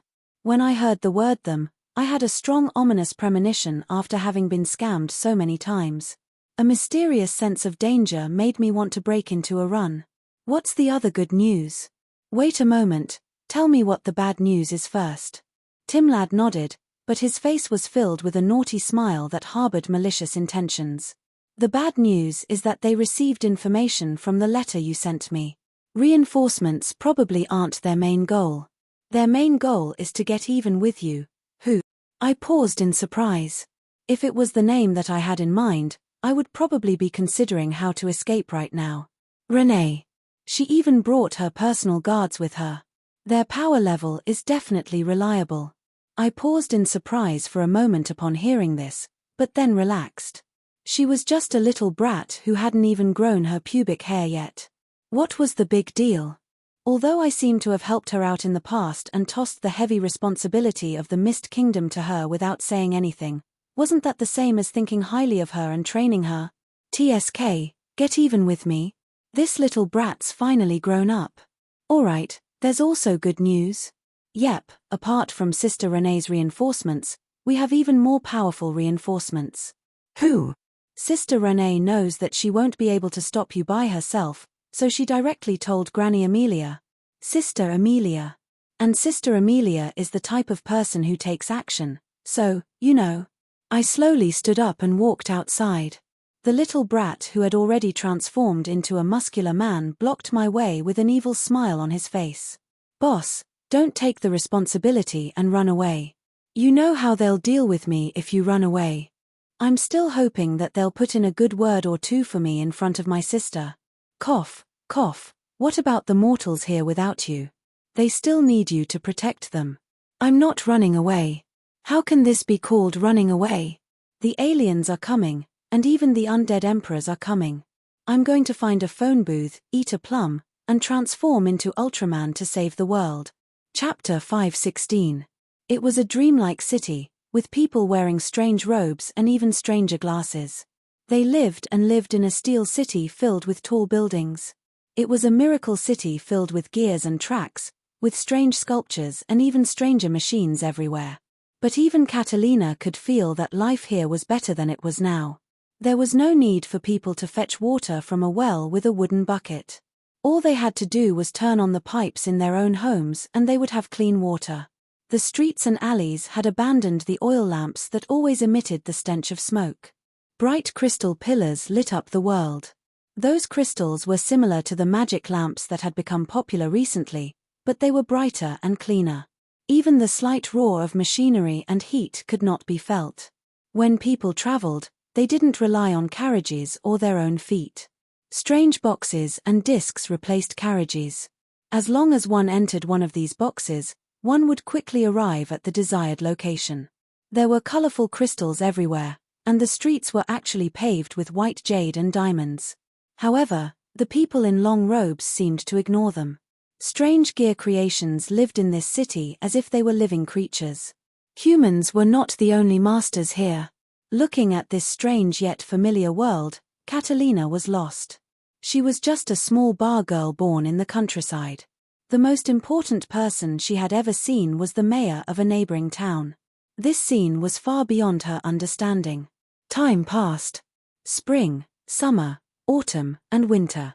In that instant, Catalina felt like she had experienced a long time. The buildings in this modern city also became a bit older. There were even more strange things appearing. But suddenly, one day, the color of the sky changed. The white clouds were ignited by flames and began to boil in a strange manner. Soon, the burning clouds in the sky seemed to be boiling. Blood-red ripples appeared everywhere. This strange change caused the pedestrians on the streets to panic. The next moment, the clouds were parted. Countless rays of light shone down. It was as if something was spying on this world. At Hashuan, Hash at Dada at 1321. Strange cries and screams sounded on the streets. Even though Catalina was there, no one was able to discover her. Even though it was an unfamiliar language, Catalina could instinctively understand the meaning behind it. Angel, the angel is here. Doomsday. We're finished. The prophecy was actually true. That's right, the clouds were parted, and the angels with white feathers descended. They were as strong, beautiful, and powerful as the legends said. Their golden armor glowed like the sun, and their long swords glowed with flames. However, unlike what the priest said, these angels didn't come with good intentions or blessings. The people's first attempts to reach out for help were directly cut off by their swords. These beautiful angels were only here to carry out the butcher's mission. In Catalina's eyes, these beautiful creations were expressionlessly waving the sharp swords in their hands, cutting down the local citizens. Some citizens tried to control the construction puppet guards to fight against them, but before they could fight, they were nailed to the ground by the blazing spears. Something even scarier happened next. The entire cloud layer disappeared without a trace. In the sky, a towering giant stood up. This giant had 2 heads and 4 arms. One head had a smiling face, while the other head had a snake head. However, his smile didn't mean that he was forgiving. He commanded the angels to carry out a massacre while tearing down the pride of civilization, the sky garden that led to the endless void, and tossing it down like deadly meteors. Yet, this was only the beginning. Various gods of all shapes and sizes walked out from high up in the divine realm. They either sent out their clones, or personally transformed themselves into deadly destroyers. The great majority of gods weren't purely humanoid. Twisted bestial limbs seemed to be a common trait among all of them. This instinctive bestial behavior evolved the massacre into an even more brutal hunting in the forest. For Catalina, this was a scene of despair. Death and despair were everywhere. She faintly sensed that something was wrong, but she didn't know what was wrong. Explosions and pitiful screams filled her ears, and all she could see were cold slaughterers, as well as scenes that resembled a slaughterhouse. She wanted to close her eyes, but discovered that she was unable to close them. It was as if there was some sort of power that was making her record every scene. No, no, no. The despairing girl sat on the ground and cried. The world and scenery around her kept changing. The only things that didn't change were the pitiful screams of despair and curses towards the gods. No, as the angels and gods efficiently slaughtered, the cries and pitiful screams of death didn't last for very long before coming to an end. However, the sounds of explosions never stopped. These slaughterers didn't intend to leave any souvenirs for this city. Catalina was rather lost as she stood in the middle of the ruins. Nobody could see her. She felt like she shouldn't be here, but she instinctively felt like she belonged here. She wandered confusedly through the rubble. Her reason and instincts were both urging her to search for something. Suddenly, she saw a pitch-black stone tablet. It was just lying there, untouched by anyone. However, a mysterious sense of delight welled up in her heart. Catalina knew that she had found her goal. She had found hope for the future. But before she could touch the stone tablet, the 2-headed god in the sky suddenly trembled and looked at her. She had been discovered. The next instant, the angel's spears and the god's light of divine punishment arrived together. There was only light before her, but everything returned to silence. Wait a moment, just a little bit more, Catalina. Are you all right? The violent shaking awakened her from her daze. When she regained her senses, she discovered that she was still in a small room in a bar. Her adopted father was looking at her with a nervous expression.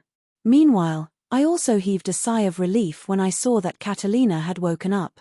What's the result? My guess was correct. Catalina is indeed incredibly important, no matter if it's to us or to the ancient remnant that might still exist. She's the key to the Sky Tower.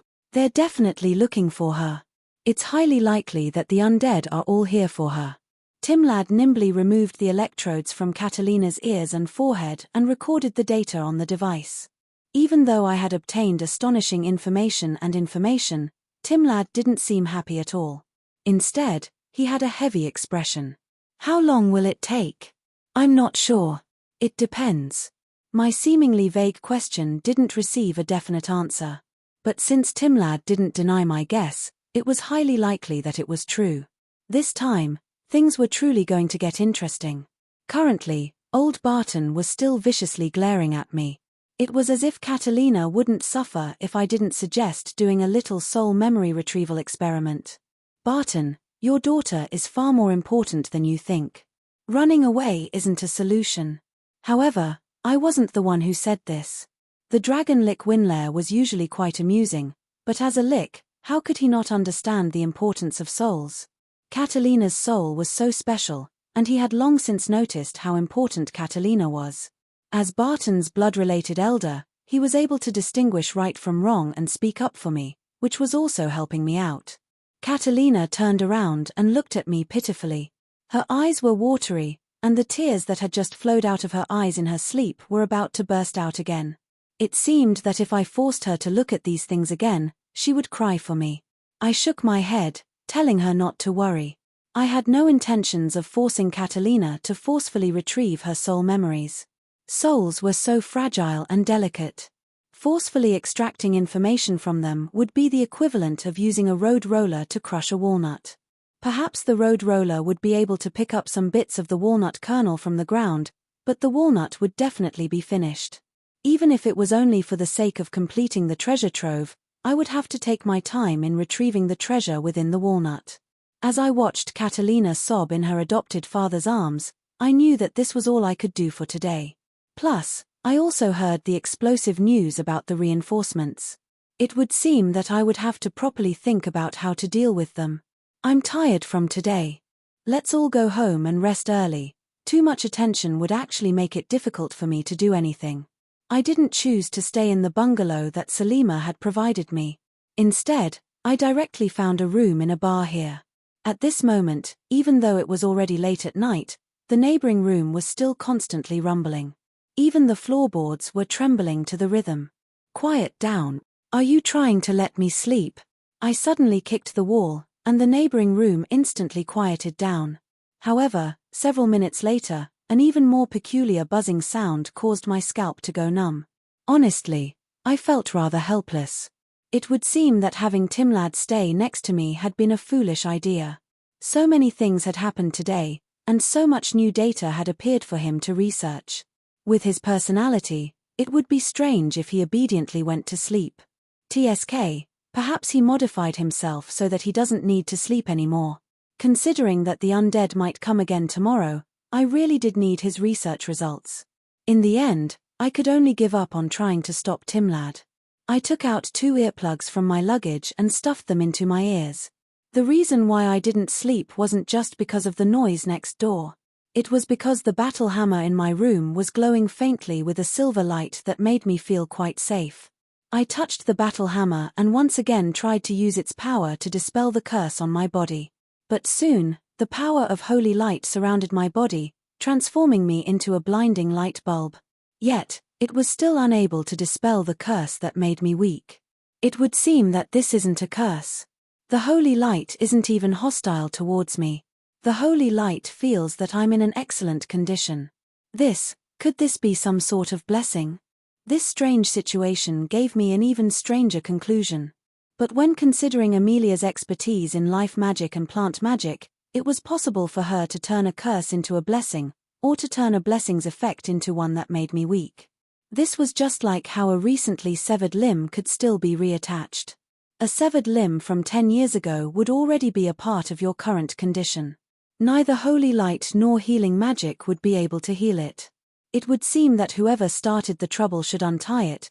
Just as I was sighing, I suddenly heard the residents downstairs angrily curse. What are you doing upstairs? Why are you so noisy? Are you even going to let me sleep? Do you even have any sense of civility? I shook my head helplessly as I stood up again. It seemed that I would need to remind Timlad. Also, that idiot next door. You're so bored that you're lighting a fire in your room. Don't you have any common sense? Aren't you afraid of burning your room down? And so, I stopped and silently summoned a low-level soul. Perhaps this little soul would give the noisy Timlad a bad, sweet dream. It would let him know that howling in the middle of the night wasn't a good habit. If he was really dissatisfied, he should pay attention to how he expressed his dissatisfaction. Forget it. Let's sleep early. When I turned around, I noticed that something was wrong with the silly cat.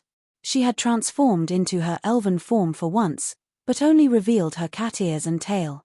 She was rolling around on the bed while pulling at the blanket. Meow, master, the bed's been warmed up. It's so soft and warm. Come sleep. Her sweet words caused goosebumps to rise all over my body. I was just about to ask her which pill she had taken, when I noticed that the memory crystal on the table next to her was glowing brightly. I instantly understood. But this time, it wasn't just goosebumps. I instinctively felt that the death omen was already circling around my head. What the hell? You're recording something? You intend to show those two crazy girls? Are you intending to kill me? Meow, I don't understand. I'm just warming up Master's bed like usual.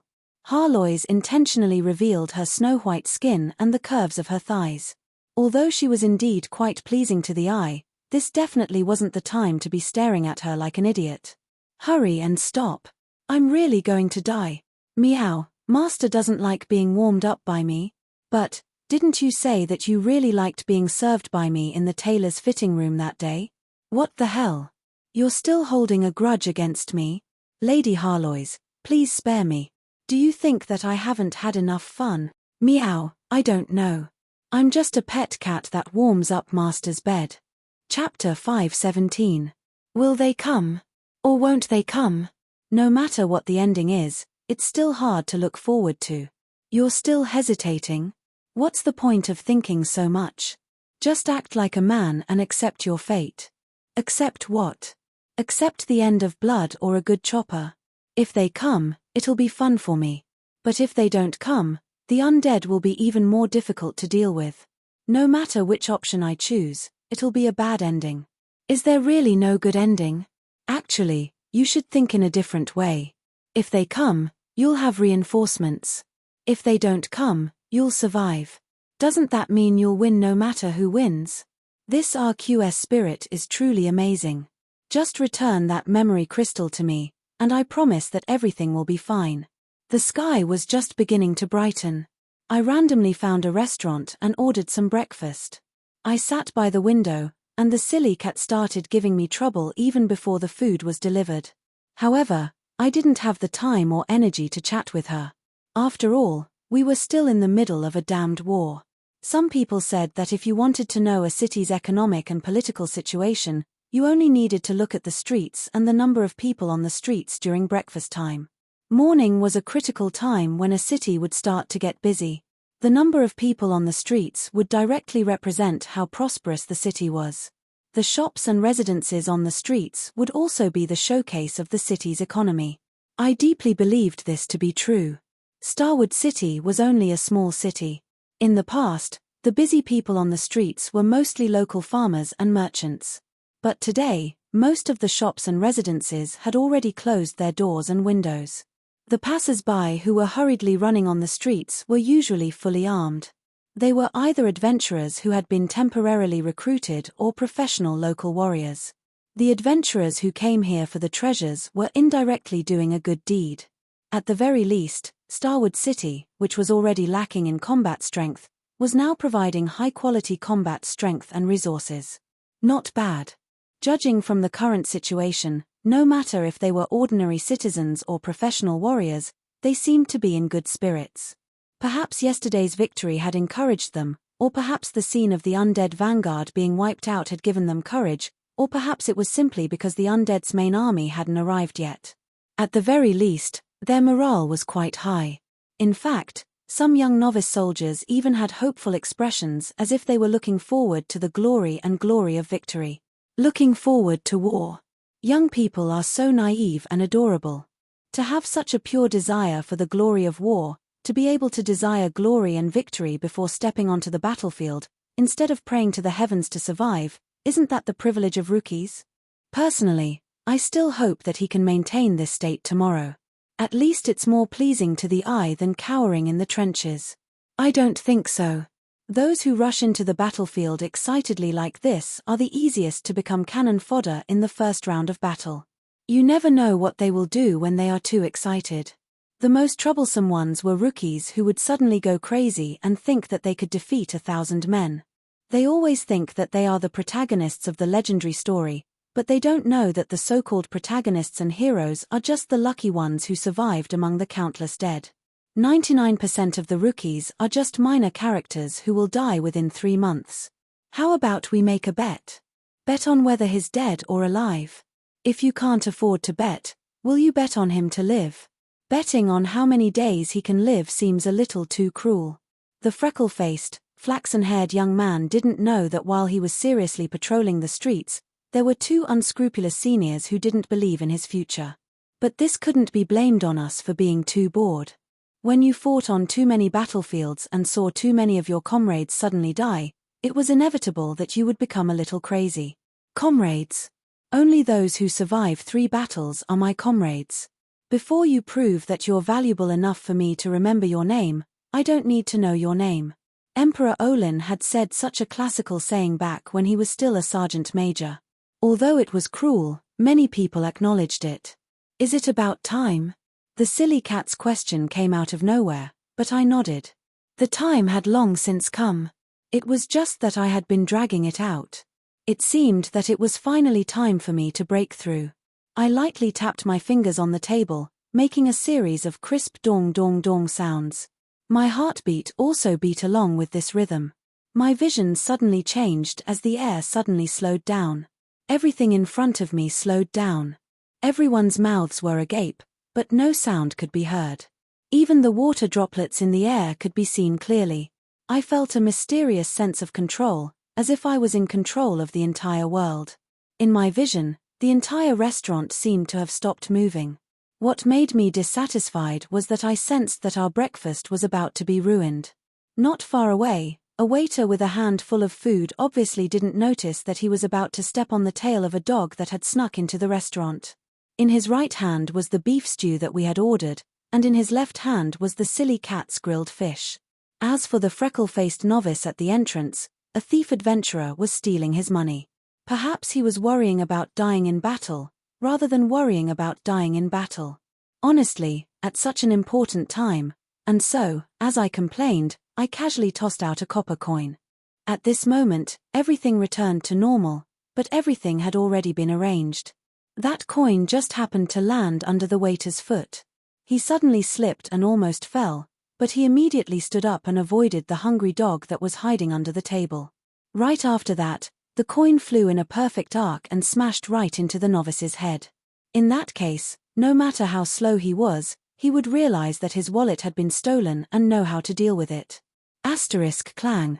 Asterisk everything was just as I expected. The small copper coin was of great use. The waiter managed to avoid the dog, and I smiled in satisfaction as I watched the novice angrily chase after the thief. So this is Saint Rank. That's right, the timing that Harlois was asking about was the timing for me to break through to Saint Rank. Perhaps this would be an almost impossible breakthrough for others, but for me, who had so many accumulations, it was only a matter of time. Ayo. A small accident had caused this breakthrough to not be so perfect. Yep. This is Saint Rank. Their control over the world and control over their own existence is the foundational difference between Saint Rank and Legend Rank. Hey, the silly cat on the table licked her milk as she looked at me with a smile that didn't seem like a smile. Laugh all you want. It's so hard to endure. I was now full of anger as I took the roasted fish off my head while wiping my face with a steely expression. Fut. Don't you know just how so this is Saint Rank? You had such a serious expression on your face when the roasted fish flew over and smashed into your face, and you even brought it on yourself. I didn't know whether to laugh or cry. The silly cat was right. While my silver coin saved my beef stew, it also caused the waiter to toss out the roasted fish in his other hand. However, out of so many people here, it just happened to hit me. It seemed that I really would have to go to the goddess of misfortune's church to change my luck. Wait a moment. Why was it the roasted fish that flew out? You did it on purpose. You saved your beef stew, but you made him toss out my breakfast roasted fish. Let's not look into the details. That was just an accident. Alright then, the nostalgic cat hat appeared on my head again. I needed to think about what delicacies I should order to make this silly cat let go of me. Meow, a salt-roasted fish-flavored head. It tastes pretty good. Silly cat. If you don't come down now, I'm going to go find Bayfoam. P2E, do you think I'm afraid of you? I can become human now. After the chaos, I finally had the free time to organize my gains from breaking through. I had been preparing for my breakthrough for a very long time now. Actually, I had already accumulated enough power. But if I was using the highest level as the standard, then accumulating more power at the lowest level might not be a bad thing. I had originally intended to grind a bit more, but now that the undead army was about to arrive, it would be more practical to have more power. And so, I prepared to break through. When other main characters break through, they'll either counterattack at a critical moment, or they'll shine brightly and act like a charlatan. That way, they'll be able to act cool and have a bunch of volunteer commentators jump out to explain the situation. Why is it that when it's my turn, it's different? Weren't you acting cool? You're actually quite creative. Really, if only the roasted fish didn't land on your head in the end. Ha ha ha ha. The silly cat, who was intentionally pretending to be friendly, couldn't help but laugh and roll around on the table. And so, I unhesitatingly picked up the silly cat and tossed her at a stray dog that was searching for food under the table. Go, Tom Cat who broke through the sky. Chapter 518. The saint rank was the symbol of transcending the mortal realm. Since it was called saint, it was probably a realm that all living beings in the mortal plane yearned for but were unable to reach. Iron bloodline, bronze body, silver dignity, gold will, legend rank, world saint rank, undying myth rank, and undying semigod rank. This was a rough evaluation of everyone's power level in the mortal plane. It was also a way of dividing a person's potential. Since humans, the most numerous species in the mortal plane, were far too weak, this method of dividing power levels was far too detailed at the lower levels, but far too crude at the higher levels. As the elemental tide furiously increased in the mortal plane, individuals' power levels greatly increased, making this evaluation system seem far too outdated even for humans. It was said that the fairies were already in the process of creating a new evaluation system. It was said that the epic stage had been split into 3 stages based on the 3 most difficult thresholds in the past. However, for the mortal saint stage, it was simply divided into true saints and quasi-saints. The difference was whether or not one could create one's own domain world. That's right, this was only a personal domain world, not a soul world. Even in the past, when powerful individuals were incredibly powerful, soul worlds were incredibly rare among saint rank individuals. The legend rank was the path of creating one's self. The next step, the saint rank, was the complete condensation of one's self, which would allow one to interfere with the surroundings. The powerful self would even be capable of projecting a world. The saints' control over their surroundings and themselves was incomparable to that of legends. While the total amount of their mana and air might not increase by much, their more detailed control would allow them to do 3/10 of what they did. More importantly, they would begin to touch the existence of rules and begin to do things that go against the laws of physics and magical principles. The representatives of this were the best of the saints, who could even use their willpower to rewrite the world. Currently, the so-called true saint's personal domain world was nothing more than a soul world that had shrunk in size. True saints would be able to barely change the elemental ratio in a certain area and increase the power of their skilled spells and techniques.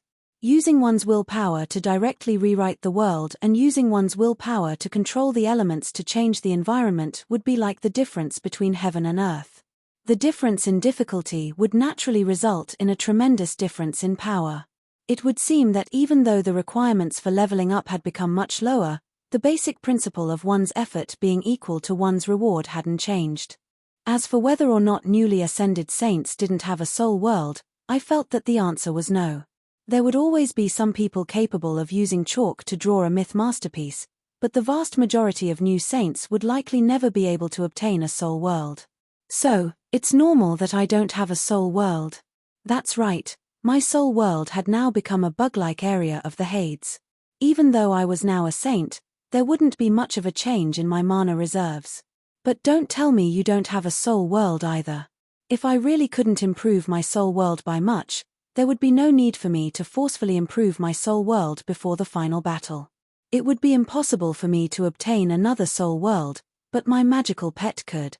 Harlois had once been a peak myth-ranked undead. Although I had never seen her soul world before, with how powerful her will was, and how deep her hatred was, and how much she had accumulated, it would be inconceivable if she didn't have a soul world. A magical pet's soul strength couldn't surpass its master's, and its power level couldn't be higher than its master's. This kind of ironclad contract limited the pet's abilities. Now that I had reached Saint rank again, it was only natural that she would also reach Saint rank. Yes, it can be used, but it can only be summoned once in this battle. I was delighted to hear this. After all, a soul world was a person's ideal world and deepest desire. There were quite a few non-combat soul worlds. Harloise's soul world had never been leaked to anyone before, so I had thought that it would be something like that as well. But before I could ask any more questions, I suddenly heard a commotion outside. Undead, the undead are here. The undead army arrived earlier than expected. They arrived at noon on the second day. However, the first to arrive were still a new batch of flying undead. They circled in the sky like vultures mercilessly stalking humans in the desert. They were waiting to feast on your rotten flesh, but they had no intention of directly attacking. As for the undead's ground troops, considering the losses from the landslide, I could only wait for a while longer. Deathwing demons, shadows, bone dragons, flying undead, undead air knight, gargoyles, and so on. There are so many of them. It would seem that conservation has brought all of her forces with her. The undead in the sky were like a world's fair, and their power level was unquestionable. There were rank 2 and 3 gargoyles, all the way up to rank 5 legend rank bone dragons. There were also quite a few powerful undead lords and undead lords. In fact, I even saw a blasphemous blind man. This blasphemous blind man was an undead monster that possessed its own domain of despair. It looked just like a brain with a single eye, but its tentacles had over 100 eyes that were glowing black.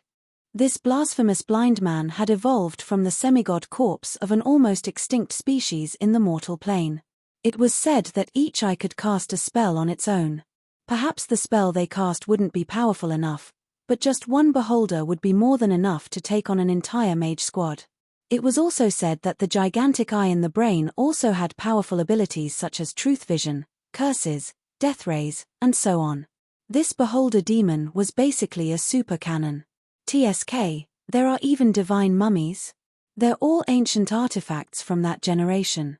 In the mortal plane, such a person would definitely be famous, and it would be easy for him to be at the bottom of the calamity rankings.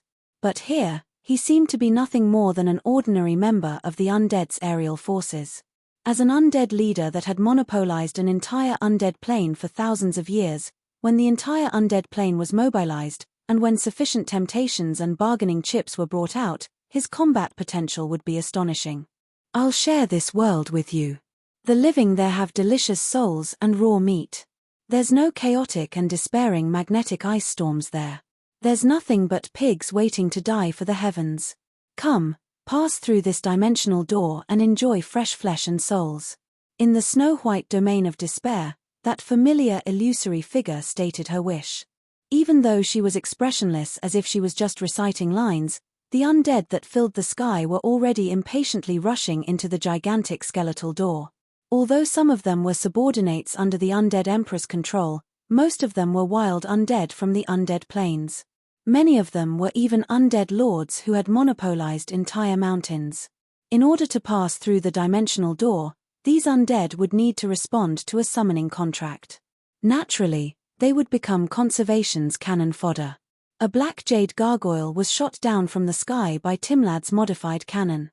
I immediately dismembered the gargoyle's soul and broadcasted this memory on the city walls, so that the living wouldn't be so lucky to survive. It was quite obvious that the seed of holy light that had exceeded expectations had achieved an unexpected result. Conservation's regular combat strength was now somewhat lacking, which was why she wanted to recruit some random undead to help her. It's also possible that she treasures the power she has, so she summoned some undead to serve as cannon fodder. After all, she doesn't know that you're no longer capable of using that divine art. All she needs to do is make some verbal promises, and she'll be able to use others as meat shields and cannon fodder. Can't you think on the bright side? I'm just worried that you'll underestimate your enemy and end up falling into a trap. Relax.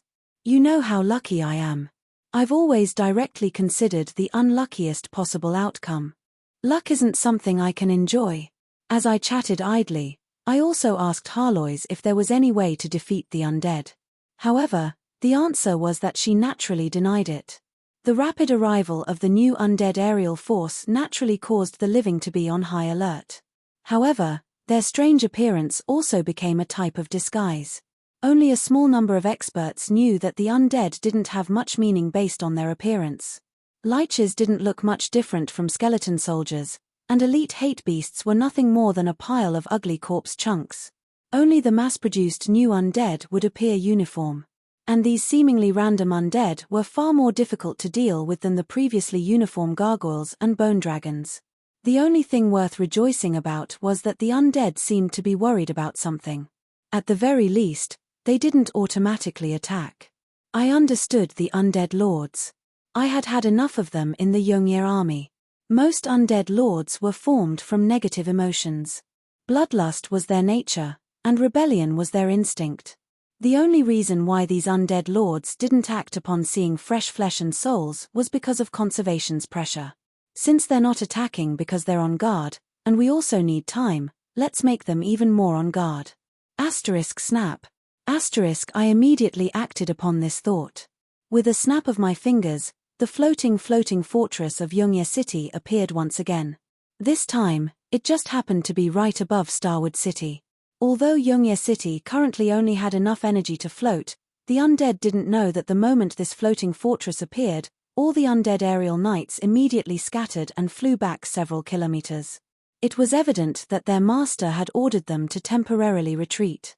I heaved a sigh of relief when I saw this. I was actually the most worried about the undead aerial knights constantly harassing us. That would mean that we would suffer many casualties before the final battle.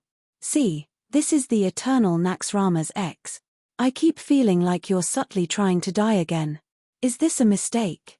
Cough, I'm just stalling for time. What I needed to stall for time wasn't just for the sake of reinforcements.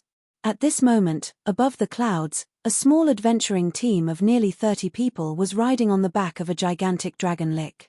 Their target was the ruins on the map. Judging from their physical appearance and equipment, they were all powerful warriors. However, there was an ordinary-looking girl riding on the dragon's head. Judging from where everyone was, she was the person everyone was protecting. Even though the dragon Lich was also an undead, and even though undead magic was used to conceal the aura of the living, the dragon Lich still carefully avoided all the undead aerial knights. However, the constant rise and fall of the dragon Lich made the adventuring team quite uncomfortable. A certain legend-ranked mercenary had lost his mind to the point that he wouldn't let go of the dragon's head no matter what. A certain dark elf was vomiting all over the ground, and a certain human female mercenary was screaming incessantly. Only a bald old man was standing on the dragon's head, looking forward with greater and greater ease. His boiling blood seemed to be foretelling his future fate. Surprisingly, however, Katerina was quite clear-headed. She did her best to adapt to the rising and falling of the dragon's back with her adopted father's help. However, her eyes were filled with illusions of the past.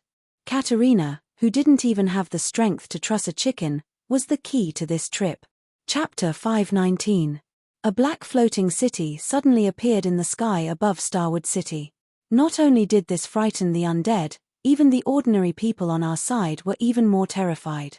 After all, compared to the spiraling undead, the floating city was right above their heads. That pitch-black magical barrier gave off an abnormal sense of evil and insecurity. And if the floating city descended any further, Starwood City wouldn't even exist anymore. In order to avoid any misunderstandings, I generously allowed everyone to enter this floating city. Unfortunately, very few people actually dared to enter. Still, there was a city above and below Starwood City, which could provide cover for each other's firepower and combat strength. This was indeed a highly cost-effective defensive formation. All targets have been locked on. All coordinates have been reset. Forbidden spell, lost crossroads. Nobody expected that the first to attack would be the defending humans. As Harlois finished her long incantation, a tremendous amount of mana was buffed by the mage tower and transformed into a real attack. Since the undead were retreating, we should conserve mana. Too young, too boring. Ahem, my elders had said it well. Don't try to make a big fuss out of nothing. You should be practical. If we really missed this opportunity to ambush the undead, that would truly expose the fact that we didn't have enough mana. If you actively exposed your weakness, then it would truly be time for the undead to attack. Of course, we indeed didn't have much mana left. That was why I unhesitatingly asked Harlois to use up all her mana and cast her most dangerous spell. Another foundational difference between Saint rank mags was that they could cast forbidden spells.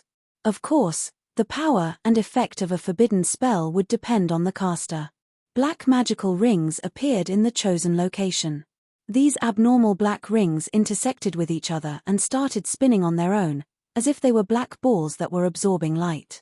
They spun faster and faster, and soon, 16 self-spinning black balls appeared in the sky. What's the point of this? Harlois' abnormal spell caused the undead to retreat even more vigorously. Everyone knew that the mage tower wouldn't waste mana for nothing. However, their retreat had been within Harlois' calculations from the very start. When considering Harlois' tremendous magical knowledge, a forbidden spell that she cast at the Saint rank would definitely be the most dangerous forbidden spell of the same rank. The black ball of light grew larger and larger, and a strange fluctuation spread through the air. Then, the flying bone dragons and gargoyles flapped their wings with all their might in an attempt to escape from the black ball, but in the end, they flew directly toward the black ball. The flying undead panicked and tried to fly up, but suddenly fell to the ground like a meteor. The magic wings that were flapping with all their might actually accelerated the process of their descent. Boom! An unlucky gargoyle was directly shattered into pieces. A bone dragon happened to crash into an underground tower. Before it could figure out which direction it was heading in, the mercenaries and the city defense cannons, which it had long since ignored, ignited it. The sky was a complete mess. Most of the flying undead were flying upside down, and soon, their flying directions became irregular. They could fly horizontally, diagonally, or even upside down. Apart from flying straight, anything was possible. Let me take back what I said just now. There was a fellow that was flying straight, and it seemed to have found a way to deal with the situation. A horrifying smile appeared on its face, and it flew straight towards the ground with a joyful expression. Boom! The undead in the sky were just like a bunch of headless flies. It was impossible to predict their abnormal flying paths. But, even if the undead didn't die when they directly crashed into the ground, it was likely that they wouldn't be able to fly again. In fact, even those powerful undead lords were colliding with each other and falling from the sky. I even saw it. I could now tell that the small ball in the sky had no attack power at all. However, it was capable of changing the direction of gravity around it. No, it wasn't as simple as that. High-level undead wouldn't be so easy to deal with. This was most likely a compound forbidden spell. Perhaps it was also a psychological suggestion that would cause the undead's sense of direction and balance to become unbalanced. 59 points. The most important part is that you'll fail the test. This is a triple forbidden spell that also has illusions. In their eyes, the world is still normal. But in a chaotic environment, believing that everything is normal is the most fatal. Harlois had an exhausted expression as she walked down the spellcaster platform. As she walked, she transformed back into her cat form. She jumped onto my shoulder and yawned as she began to doze off. No matter if it was from our soul connection or from her physical appearance, I could tell that she was extremely weak. It would seem that this spell had indeed drained her dry. I suddenly understood. This spell affected flying undead in all three aspects: vision, body sense, and gravity. The undead's outstanding resistance actually made the magic's effects even more difficult to predict. This was a forbidden spell that would be more difficult to deal with the more conscious the undead was. Doing nothing and waiting for the magic's effects to pass would actually be the safest. The more you tried to save yourself, the easier it would be for problems to occur. Vision was an illusory spell, body sense was a type of mental magic, and gravity magic was a type of magic that wasn't popular to begin with. At the very least, very few people knew that gravity magic was an extension of the incredibly difficult spatial magic. Basically, To cast this spell, you need to simultaneously reach the saint rank in terms of illusion, mental magic, and space magic. This might be even more difficult than becoming a semigod. It must have been hard on you to cast such a spell when you're only at the saint rank. I felt mysteriously displeased when I sensed how weak the silly cat was. I wouldn't feel any heartache or guilt. I was just displeased. That was why I also walked onto the spellcaster platform and began to focus on casting. You can't find the direction? Fine, I'll point you in the right direction. Listen to my command, Eternal Ice River. When the main battle reaches a stalemate, and the living's walls are being destroyed one by one, and the undead are preparing to begin their massacre, a young hero leads an adventuring team into the enemy's camp, ambushing and killing the undead's undead emperor, saving the world in the end. This is basically an epic storyline. Still, it sounds rather familiar. Of course, wasn't this the same ending during the Yungye calamity from over 100 years ago? Could it be that we're the heroes this time? Although the mercenaries' boorish voices were being suppressed, they were unable to suppress the excitement in their hearts. Mercenaries fought for the sake of wealth and fame, and what could be more profitable than being a legendary hero? As long as they could obtain fame, the benefits would naturally follow. You still don't know that Emperor Yungye from back then is right behind you. He was the one who came up with this ambush plan. Barton, the leader of the adventuring team, inwardly commented. However, he had an expression of anger on his face. He suddenly glared at the adventuring team members, causing them to shut up. Currently, they were in the forest outside the ruins. Even though the undead sentinels didn't intend to patrol the forest, it would be foolish to make noise and attract trouble. That's right, Barton knew about Roland's identity. Roland, who greatly valued Barton's future, not only told Barton the truth, he even mentioned his future plans and gave Barton an invitation that far surpassed Barton's current abilities. The commander of the Dawn Project and the Dawn Army? That's quite a generous offer. Originally, even though Barton was facing a legendary hero, he still didn't take this invitation to heart. This wasn't because he looked down on Roland. It was because he still believed that the world's major events had nothing to do with a commoner like him. However, he didn't expect that sometimes fate wouldn't give you the chance to refuse such an important task. Barton didn't even mention that his adopted daughter was an android. According to Roland, it was a scheme of some powerful existence that had been able to take Carwens away from the ruins back then. This meant that Barton had been involved in all this trouble from the very start. Barton couldn't help but recall what Roland had said before he left as he looked at his adopted daughter, who had just woken up from a deep sleep and had a fatigued expression. With danger looming over us, you can leave since it has nothing to do with you. However, your daughter Katerina will be hunted down by the undead emperors and that ghost hiding in the ruins no matter where she goes. That's because she's the true inheritor of that civilization's ruins. Barton's blood was boiling in his veins. He was no idiot, nor was he a coward. As someone who loved his daughter dearly, this bald man had the courage to challenge the gods for his daughter's sake.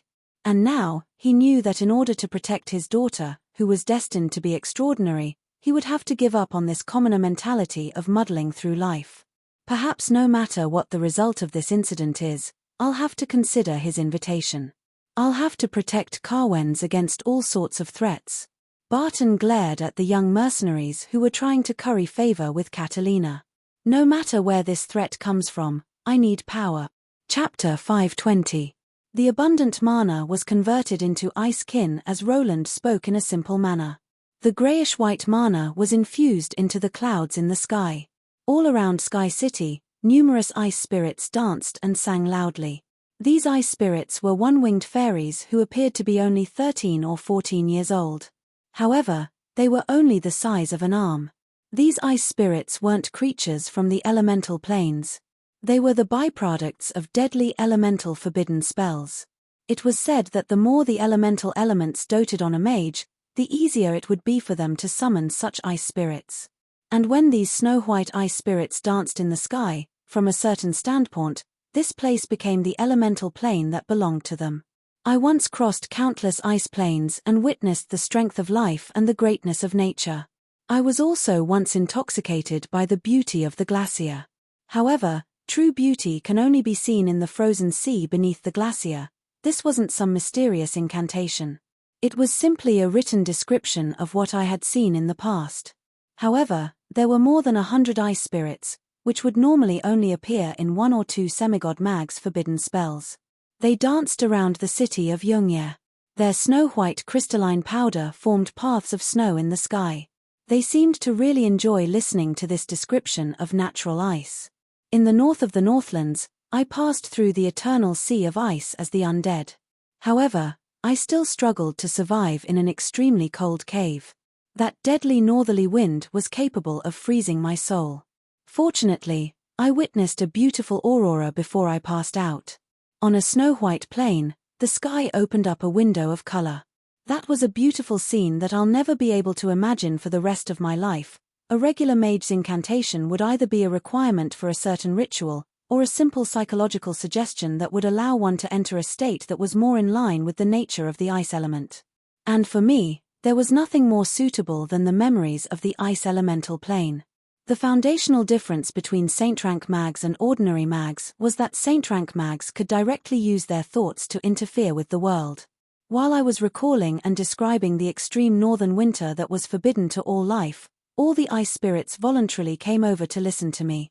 As I described and recalled the past, the sky around me was dyed the color of ice. You're actually using ice magic against the undead. How foolish are you? A white spectre dragon proudly looked down on the ice elementals. While the undead were fleeing in panic, its calmness was rather eye-catching. However, as an undead lord that had no concept of body temperature to begin with, as well as a former white dragon species that still had quite a bit of ice resistance, it indeed had a reason to look down on ordinary ice magic. However, the Winter Demon Lord suddenly saw something inconceivable. Amidst all the chaos, a Winter Demon Lord was actually running as if it was running for its life. This Winter Demon Lord was a super zombie that had evolved from the frozen dead. It was a top-tier ice element undead, and it possessed a fatal ice domain to begin with. Not only that, Undead Emperor Conservation had chosen this Winter Demon Lord as her personal guard. How could it possibly be afraid of ice magic? But in the next instant, it realized that its astonishment was meaningless. It also understood why the Winter Ghost Lord would run for its life. The Ice Elves chuckled as they approached the Ghost Dragon and passed through its body. Only their bell-like giggles could be heard in the air. The Ghost Dragon's soulfire was frozen as it was yesterday. All that fell to the ground were shattered ice shards. Ice domain? No, the elemental world. Unfortunately, the ice elemental dragon wasn't even able to scream in pain when its consciousness returned to its body. The ice elemental dragon's simple explanation of ice magic actually summoned a tremendous number of ice elementals. Their existence further intensified the ice elemental world. Everyone knew that there were no ice elemental planes in this world. In fact, even ice elemental creatures were incredibly rare species. They didn't have their own homes, and ice elemental creatures such as frigid moor would usually be frozen in dangerous places like snowy mountains, the Arctic lands, and glacier. But after the ice hades were established, some things underwent a foundational change. Among the 4 elements of the ice hades, there was the concept of the ice elemental plane. Not only that, the ice elemental plane controlled the foundational dimensional laws that represented life. Basically, according to Aish's dimensional laws that corresponded to the 4 major elemental planes, the ice elemental plane would become a subplane of the ice hades. But due to the difference in the dimensional laws of creation, Goddess Aishi used the 4 existing elemental planes to create the Aishi world.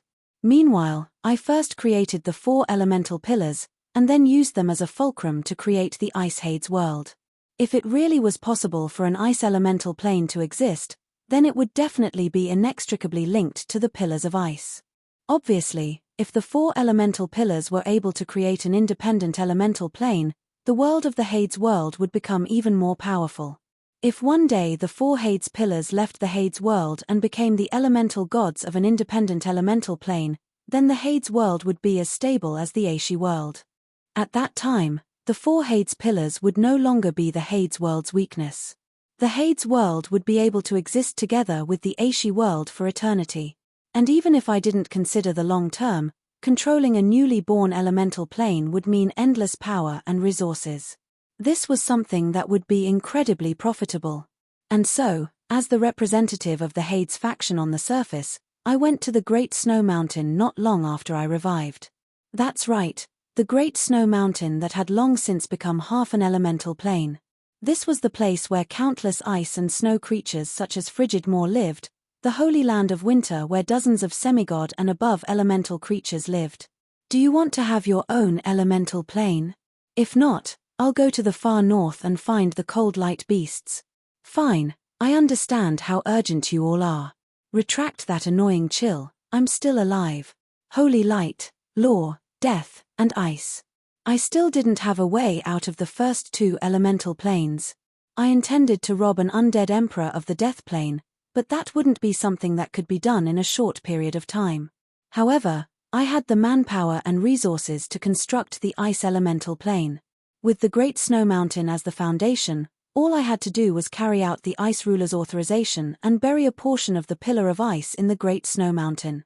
This made the division of the elemental plane much easier. It was also worth mentioning that thanks to the mastermind behind the scenes of a certain creator goddess of ice who had long since disappeared, it was much easier to divide the Great Snow Mountain from Aishi. With the assistance of another creator goddess of ice, it was the same as obtaining the full authorization of the creator goddess of ice. The division of the ice elemental plane went quite smoothly. Not only that, other ice elemental creatures and ice magical creatures from the coldest lands joined in, further speeding up the division of the ice elemental plane. The current Great Snow Mountain was now a half-elemental plane that was separated from the mortal plane. It could be called the Great Snow Mountain Magical Realm. As the creator of the ice elemental plane, since the true ruler of ice was unable to leave the Hades, I naturally became the sole ruler of ice, the ruler of all ice elemental creatures and elves. If the ruler of ice was a divine concept, and I had indeed created the Hades plane, it wouldn't be wrong to say that the entire death plane was my divine kingdom. In that case, I now had a power level that was suitable for this divine concept. Since the Great Snow Mountain magical realm was still connected to Aishi's mortal plane, I would naturally be able to borrow their power. Right now, as I was explaining the ultimate concept of ice, the ice elves arrived as promised. They weren't bystanders who were attracted here by the powerful mana waves of my forbidden spell. Instead, they were subjects summoned by the ruler of ice. They were a part of the newly born ice elemental plane. Once enough ice elves gathered, the surrounding world would naturally begin to transform into an elemental plane. Perhaps this effect would seem quite similar to the most common Saint rank ice domain, but the true effect would be as different as the difference between heaven and earth.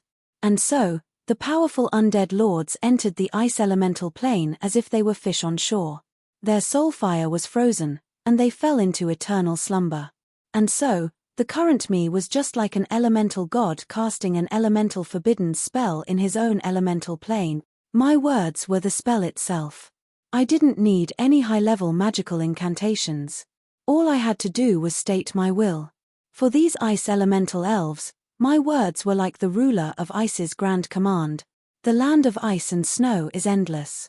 If you look down from above, everything will be snow-white. Ice elves wandered around, with the living at the center. The surrounding plants were frozen to death, and the white frost on the ground began to spread, returning everything to snow-white. An icy storm comes without warning. But if you step into it, the living shall be buried under the ice and snow, while the dead shall be eternally buried in the ice. This is the rule of the Great Snow Mountain. The ice elves danced and sang in the snowy night.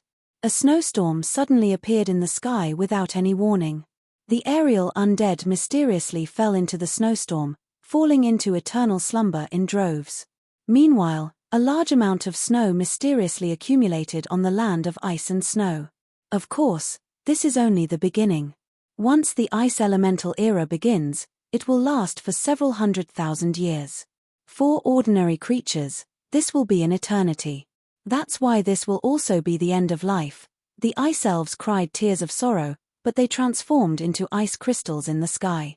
However, the entire world began to freeze over. But don't be sad, because the seeds of life shall slumber in the ice and snow. The strongest species shall evolve in the season of ice and snow. New life shall rule the world once more in several tens of thousands of years.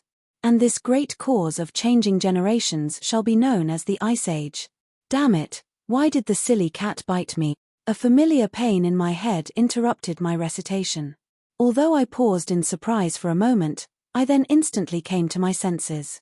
After getting angry, I also felt grateful. I glanced at the situation around me as my back was covered in cold sweat. I had almost made a huge mistake. You really intend to turn this place into an elemental plane? Some things would be difficult to finish once they started. Even though I was quite careful, it was still too much for me to control such a spell as a saint rank. If it wasn't for the silly cat's interruption, I probably would have finished reciting my understanding of Ice Age. Perhaps I would have ended up in an even worse situation than if I had been hit by the original Ice Age spell. Actually, I had learned quite a lot from the Battle of the Hades. I also had many ideas about the original Ice Age spell. As long as I had enough time, perhaps I would be able to create an extended version of Ice Age or even a strengthened version of it. I could sense that my ice element affinity and elemental magic knowledge were rapidly improving, and I was already filled with anticipation for the strengthened version of Ice Age. Of course, I had nearly cast Ice Age just now, so I wouldn't say something like I'll do better next time, and it'll definitely be even more powerful. It's my first time using it, so I didn't control the power well. I'll be more careful next time. There's still a next time. How do you think we should deal with this? As far as the eye could see, it was a complete mess. Harloy's triple forbidden spell was the perfect way to control the situation. I had only cast half of my ice elemental dimensional transformation spell, but it was already a fatal blow after I had controlled the situation. The undead lords who had happily come to the mortal plane to enjoy their flesh and souls suffered heavy losses this time. Apart from the blasphemy beholder and a few of the strongest undead lords, the undead army had been completely wiped out. The remaining undead lords unhesitatingly ran as far away as they could. They were no idiots. They knew that they would likely die a mysterious death if they were cannon fodder in this battle. The mortals below me weren't having a good time either. Fortunately, they were directly below me, and I had instinctively avoided them. This spell didn't directly attack them, but the rapidly decreasing temperature in the surroundings caused them to enter a frigid winter. It was now a scene of chaos below me. A cold wind blew past, and the soldiers on the city walls were all hugging each other to keep warm. Their thin spring and autumn clothes were no match for the current environment. However, the ice spirits in the surroundings hadn't dispersed yet, and I hadn't used up all the mana I had received from the Great Snow Mountain. If I left them alone, they would soon disappear. And so, in order to avoid wasting mana and to express my apology, I suddenly had an idea and used all the mana I had accumulated and the ice spirits on my next spell. Are you sure that they'll think that you're apologizing and not killing them? The silly cat immediately poured cold water on my plan when she learned of my plan through our soul connection. Being frozen is still better than being eaten by the undead. Besides, do you think that I'll care about what others think? Of course. I won't. Right, let's use my blueprint instead. Your blueprint is too ugly. The silly cat was quite interested in helping me create the spell model for my next spell. It was naturally a good thing that someone else could help me out. Fine, fine. You elves are still the best at this. Chapter 521. While Roland was still excitedly preparing his new spell, a small team of mercenaries was already waiting outside the ruins. Barton, who was leading the team, finally told them their goal and reason for coming here. At this moment, in the temporary camp, Barton was speaking with confidence. He was both boosting the mercenaries' morale and giving them their mission. The mercenaries and their companions all seemed to be looking forward to the upcoming battle. Our mission this time is quite important, but it's risky and rewarding. If we succeed, we'll cut off the undead calamity's path of retreat, and we'll definitely receive the title of hero that you've all been dreaming of. You won't have to worry about food or clothing for the rest of your lives. Mercenaries weren't volunteer soldiers. Trying to reason with them would be useless. Only the benefits would be worth it. But that alone wasn't enough. No matter how high the rewards were, no one would do a mission that was certain death. There was money to be earned, and money to be spent.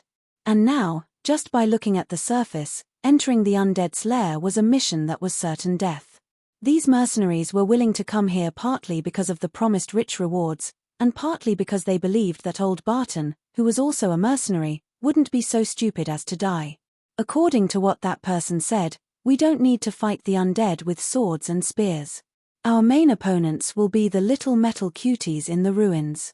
Our goal is to send my daughter to a specific location in the ruins. So you don't need to know what to do, because you won't understand even if I tell you. What you need to do is what you're best at: use your swords to open a path. Yes, as long as we find the link, we can try to regain control of the Sky Tower. It's enough as long as you can bring me and this little girl there. I'll take care of the rest. Timlad added. Originally, Roland had wanted this great engineer to stay behind and help defend the city, but when he considered that it would be impossible to complete this mission without Timlad, he finally allowed Timlad to come with them. Relax, I won't be a burden. As he joked around, Timlad even did a bodybuilding pose, causing everyone to intentionally suppress their laughter. Of course, nobody took Timlad's words seriously. Nobody really felt that Timlad would be a burden. After all, Timlad was a famous myth-ranked hero. In fact, everyone's trust and reliance on Timlad's character and power level was obviously more than the Dragon Licker's terrifying true form. Barton didn't have to worry too much about this. After all, even an important person like Barton was willing to take the risk. At the very least, this proved that this wasn't a dead end. Barton's good reputation in the past also greatly boosted the morale of the ordinary mercenaries, even giving them the illusion that they were saving the world. Now then, I'll explain. Our first goal is to reach the very top of the Sky Tower. According to the Sky Tower's special design, that's the deepest level. But even if there aren't any high-level undead in the tower, those mechanical guards are still quite dangerous. But this is also an opportunity for us. I have a plan. First, we need to find a large mechanical guard that's left behind. The plan was quite old-fashioned. It was nothing more than taking advantage of the fact that the main battlefield was attracting the undead's attention to ambush the undead's vitals. However, there was no need to worry about old-fashioned tactics as long as they were practical. As long as Roland was able to attract the undead's attention from the main battlefield, it would be best if he could force the undead emperor to call for reinforcements. That would naturally leave more and more openings in the enemy's lair. And, with Timlad, an expert from the Halletdam generation, on our team, it would be much easier to explore the Halletdam generation's ruins. While Timlad was explaining his plan to everyone, he was constantly observing the bald old man who was being so careful with his daughter. Apart from being an expert on this mission, Timlad's second task was to give the bald old man a score. Let me see whether or not you're worthy of that person's attention. You want to become the core of that person's new plan? You can't be like this right now. A commander who places too much importance on personal relationships is completely unqualified. Strange, why is it that he's always able to find someone who's very capable? He's never made a mistake. Could it be that there are so many talented people in the world? Or are there really people who are born with the ability to see the future? Or is it true that he's a prophet who has the ability to see the future? Even though Roland had taken out those mystical pictures of his prophecy, Timlad hadn't believed in the so-called prophecy. After all, pictures could be faked. And as a pure engineer and former soul expert, the more Timlad researched, the less he believed that there was someone capable of seeing the future with so many causal factors involved. Even Timlad, who had experienced the cycle of reincarnation's inheritance, felt rather lost when he thought about the illusory concept of fate and prophecy. But, it was still possible to explain how a novice would become a hero just by watching him throw a ball. But, it was quite difficult to explain how Roland had mysteriously trusted Olivia and Roland completely and unconditionally supported Roland and Olivia. Back in the day, Roland had basically given everything he had to help two novice researchers with their research. The two novice researchers were quite discouraged by the fact that Roland and Roland would definitely succeed. But, whether or not a researcher would be able to produce results wasn't just a factor of strength. Luck was even more important. Compared to how sly Roland was normally, Roland's trust in Roland and Olivia was completely unreasonable. It's the same this time. Roland directly told me that Roland has the talent to be a commander and that he has the potential to become a super powerful individual. Not long ago, Roland was just an old mercenary who couldn't even make it to the top. He's long past his prime, so I can't understand him at all. I'm afraid that there's no other explanation for this apart from prophecy. Even though Timlad was muttering to himself, he didn't intend to discuss this topic with Roland. Although it was difficult to understand the concept of prophecy, and an existence who could control fate would make Timlad feel powerless, it was reassuring to have a prophet who always stood on the winning side on Timlad's side. And, most importantly, we're following Roland not because he's a prophet or because he has a bright future ahead of him, even though I've always felt that he was just bluffing when he said that he could predict the end of the world. That's what all evil cultists do. Timlad shook his head and tossed all these thoughts to the back of his mind. His arrogant words from back in the day had already become reality. His prophecy about the end of the world had already become a real threat. His unrealistic dreams from back in the day had already become his work goals and missions that he was about to accomplish. Of the people who had shared the same dreams back in the day, some had left, and some had died on the way. But, even more of them had personally turned their dreams into reality. Since Roland had already fulfilled his promise from back in the day, it didn't matter if he kept anything from them. At the very least, we'll trust him and follow him to the end. Timlad didn't need to say the decision he made in his heart out loud. Instead, it would become an unreliable vow. The little Timlad from back in the day was now a major character that everyone looked up to. Yet, he still hoped that he and his family would have a decent future. And now, the entire Northlands, Hades, faction was only hoping that the world would be a bit more decent and that the mortals would have a slightly better life. Currently, the person that Timlad viewed as a prophet was rather vexed. No matter what, she's still the creator goddess of creation. She's definitely the system's GM. Can't you make another prophecy? The world's current prophecy is far too far off from the truth. The original prophecy can't even be used as a reference anymore. This means that you've indeed done an excellent job. However, it's impossible to make a second prophecy. Actually, my prophecy is nothing more than a simulation. I borrowed the power of the creator goddess to use the dimensional laws of time and space to predict what's going to happen. Such an ability requires a tremendous amount of energy, and there's a limit to how much energy I can use it. It's definitely impossible for me to make another prophecy in the current world. And, you can logically infer that even if I was at my peak, I still wouldn't be able to make another prophecy. As expected, my system rejected my prophecy. But when I thought about it carefully, I realized that there was no need for her to lie. What she said was completely logical as well. You're good at prophecy, but you can't prophesy yourself. In that case, the limitation is that as long as you do something, the prophecy will be nothing more than nonsense. I had a sudden realization. I didn't understand any of the vague prophecies that you were telling me about, but I understood when you explained prophecy as a type of logical deduction based on reality. It was just that your deduction was supported by the dimensional laws of time and space, making it 100% accurate. Since prophecy was theoretically only a type of prediction of the future, it was completely understandable why Cavendish and I didn't exist in the strategy she gave me back then. She believed that the prophecy was something the creator goddess had made, and that the moment she saw the prophecy's original result was changed. Logically speaking, it was impossible for a prophecy to be completely true to begin with. As long as a prophecy was made and someone saw it, the future would definitely change. That was because a prophecy couldn't possibly include the prophecy itself. And since prophecy was based on the dimensional laws of time and space, just like a calculator's simulation, the system that made the prophecy was the first variable. I, who knew about the prophecy and changed it, became the second variable. The existences that I changed became the new variable. As more and more variables accumulated, the amount of computing power needed for the prophecy would exponentially increase. Naturally, the cost of making a prophecy would exponentially increase as well. This was also why my system said that a second prophecy was impossible. In that case, this prophecy could only be used once every few thousand years, when everyone related to the previous prophecy had died. That would be quite useless. TSK, This cheat is only a one-time use, and it's already gone.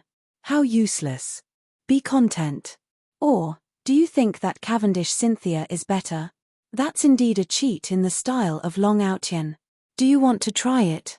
Now that I thought about it, killing all my parents, killing all my brothers, destroying all my countries, and killing all the gods and Buddhas in my way. The greater the hatred, the faster my power level would improve. This was truly the treatment of a Long Outyen main character. But personally, I felt that I should forget about it. It didn't match my style at all. I shook my head and gave up on the idea of asking my system for a guide. Actually, I hadn't had much hope in the beginning. After all, I hadn't relied on any sort of prophecy to reach my current level. However, I secretly heaved a sigh of relief. It wasn't that I didn't trust my system. It was that prophecy abilities and fate instinctively made me feel uneasy. Everything had already been determined. It was as if the prophecy system was denying the efforts of ordinary people. It would be far more realistic to have a super powerful prophecy. But now wasn't the time to think too much. My second wave of spells was quite successful. Even though there wasn't an Ice Queen singing Let It Go, as she danced, I still had enough mana to support me. I also had the help of an Ice and Snow Master, an Ice Elf, and an Ice Queen's meticulous design. Soon, a beautiful, dreamy ice castle appeared in the world. This ice castle had a classic elven style. The decorations were extravagantly beautiful. However, the main facilities seemed to be for giants to use. At the very least, the mega catapults on the castle walls were astonishingly powerful. However, even the snow bombs used as ammunition were several meters tall. It was obvious that ordinary humans wouldn't be able to use them. The ice castle's surface area perfectly covered the expanded Starwood City.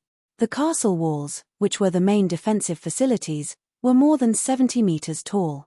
Apart from Titan giants, no other giant would be able to pass through. Even if I hadn't been insane enough to add the ability to freeze the city walls, this icy cold city would still be unfriendly to ordinary people. The only thing worth celebrating was that it was currently the middle of summer and autumn, so the temperature wasn't too high. I had also taken off my fake mustache to disguise myself. Since I had already done so much, there was no longer any need to hide many things. It would be far too rude of me to cover my face when I faced the faint gazes from the south. Long time no see. How have you been? Chapter 522. It's truly been a long time. Conservation. Soul spying was a mutual thing. The familiar soul wavelengths she emitted allowed me to know who she was. However, this existence was the one I didn't want to see the most right now. Indeed, it's been a long time. But, if possible, I really don't want to see you again. Yongye. This was a wondrous feeling. When that person's voice reached me, and she herself appeared in the distance, the entire world seemed to come alive. The grass was now green, and the clouds were white. However, everything seemed to have been colored by someone else. She stood there, and the entire world seemed to be dyed in color. She appeared while sitting on a gigantic bone giant. This bone giant was as large as a mountain, and there was a gigantic throne made of bones on its head. She quietly sat there, and her long dress, which resembled both royal and mage robes, fluttered in the wind. Even though conservation was clearly no different from an ant compared to the gigantic bone giant, everyone's attention was attracted to her. Everyone ignored the gigantic bone giant below her. This wasn't something ethereal like aura or physical appearance. This was a special privilege she was born with. This is truly ridiculous. Her perfect face seemed to have some flaws. Her soft and smooth skin seemed to be split into two halves. The left side of her skin was white, while the right side was crimson. The left side of her hair was silver white, while the right side of her hair was fiery orange-red. As for what she looked like, since she didn't want others to know, it was likely that mortals wouldn't even have the right to look directly at her. Seeing conservation like this, the next instant, even though I didn't intentionally use my natural talent ability, my eyes changed. One side transformed into a black pupil with white pupils, while the other side transformed into a black pupil with white pupils. It was just like the two halves of the Taikai diagram. The stare of the Hell God was capable of seeing through one's soul, as well as distorting where one's soul belonged. Meanwhile, my strongest natural talent ability was something that I had only obtained after analyzing Zero's secret to creating clones. Her understanding of energy and the world had given me the theoretical foundation to create my eyes. She's even stronger than Asso. No, she's on a completely different level. However, communication, combat, was mutual. It was likely that conservation had gained even more from that battle than I had. I dissected her doppelganger back then, so I could naturally assess her abilities. At that time, she definitely couldn't be as strong as she is now. In my soul's perspective, conservation's existence was incomparably tremendous. She was just like a sun that illuminated all things. Just the light that she released caused the surrounding scenery to be lit up with her colors. The quality of a soul was directly proportional to the undead's power level. However, in my eyes, conservation's soul's quality seemed to be limitless. It was impossible to truly have limitless energy. That would go against the basic dimensional laws of the mortal plane. However, some existences had the special right to break the laws. There's no limit to the power level of an undead emperor. It was possible for it to be extremely strong, but the clone from before had clearly not reached this level. This was too ridiculous. Simply, main god level. The silly cat's judgment was correct. Breaking the so-called natural laws of the world was one of the main god's special privileges. And judging from the pressure I was feeling, this ghost empress who was silently sitting there was no weaker than the main gods who had participated in the Battle of Hades. Astria, why did you let the sovereign descend just like that? What's wrong with your dimensional defense system? I can't sense Cynthia anymore. The dimensional laws have become chaotic. Don't treat past experience as an iron law. Not only that, this undead emperor's abilities are quite unique. The dimensional laws might not be able to restrict her. Be careful. Since she's capable of making herself infinitely large, she's naturally capable of making herself infinitely small as well. She obtained critical knowledge from you and took the most important step forward. Even though Astria had lost her physical body and abilities, she still had her experience. Astria's judgment was unquestionable. The conservation before me was probably the most troublesome opponent I had ever faced. After all, even when I faced a main god before, I had already prepared a trump card. And this time, it was like I had caught a shark while fishing. Youngye, you've become weaker. Those little toys from before were so embarrassing. While I was still hesitating, conservation spoke up first. Her seemingly mocking words were actually spoken in an incredibly calm tone. I could sense that she had no intention of mocking me at all. She was simply stating the truth. She was simply stating the truth. She was stating the fact that I was currently weaker than she had expected. She was stating the fact that all of my techniques, including Youngye City and forbidden spells, were nothing more than useless little toys. She was stating the fact that she didn't take me seriously at all. Damn it, you're just saying things that don't hurt you. If I had your current power level, I wouldn't need to play any little tricks. I would have defeated you long ago. Even if she was speaking the truth, I naturally wouldn't say such discouraging words on the battlefield. It was fine if I couldn't win, but I wouldn't lose in battle if I couldn't win. Empty words were worthless. I really am ridiculously weak right now. But, didn't a certain undead emperor only dare to show up after I cast my spell? I didn't believe that she would show up at such a time. Such a short distance was nothing to her. It was likely that she had been coldly watching as her cannon fodder was killed off. She was certain that I wasn't even at the level of an undead emperor right now, which was why she had decided to show up. Slyness, caution, and so many backup plans. These are all qualities that an undead emperor, who is viewed as the mortal enemy of all the heretics in the mortal plane, should have.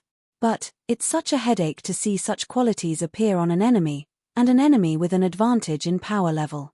While I was still thinking about how to deal with this, the people below me were still panicking. Although Harlois had only shouted 2 sentences from afar, the words Youngye and Undead Emperor carried far too much weight. I didn't have the time to care about other people's business with conservation's threat before me. However, I also wouldn't be able to let panic spread. Idiots.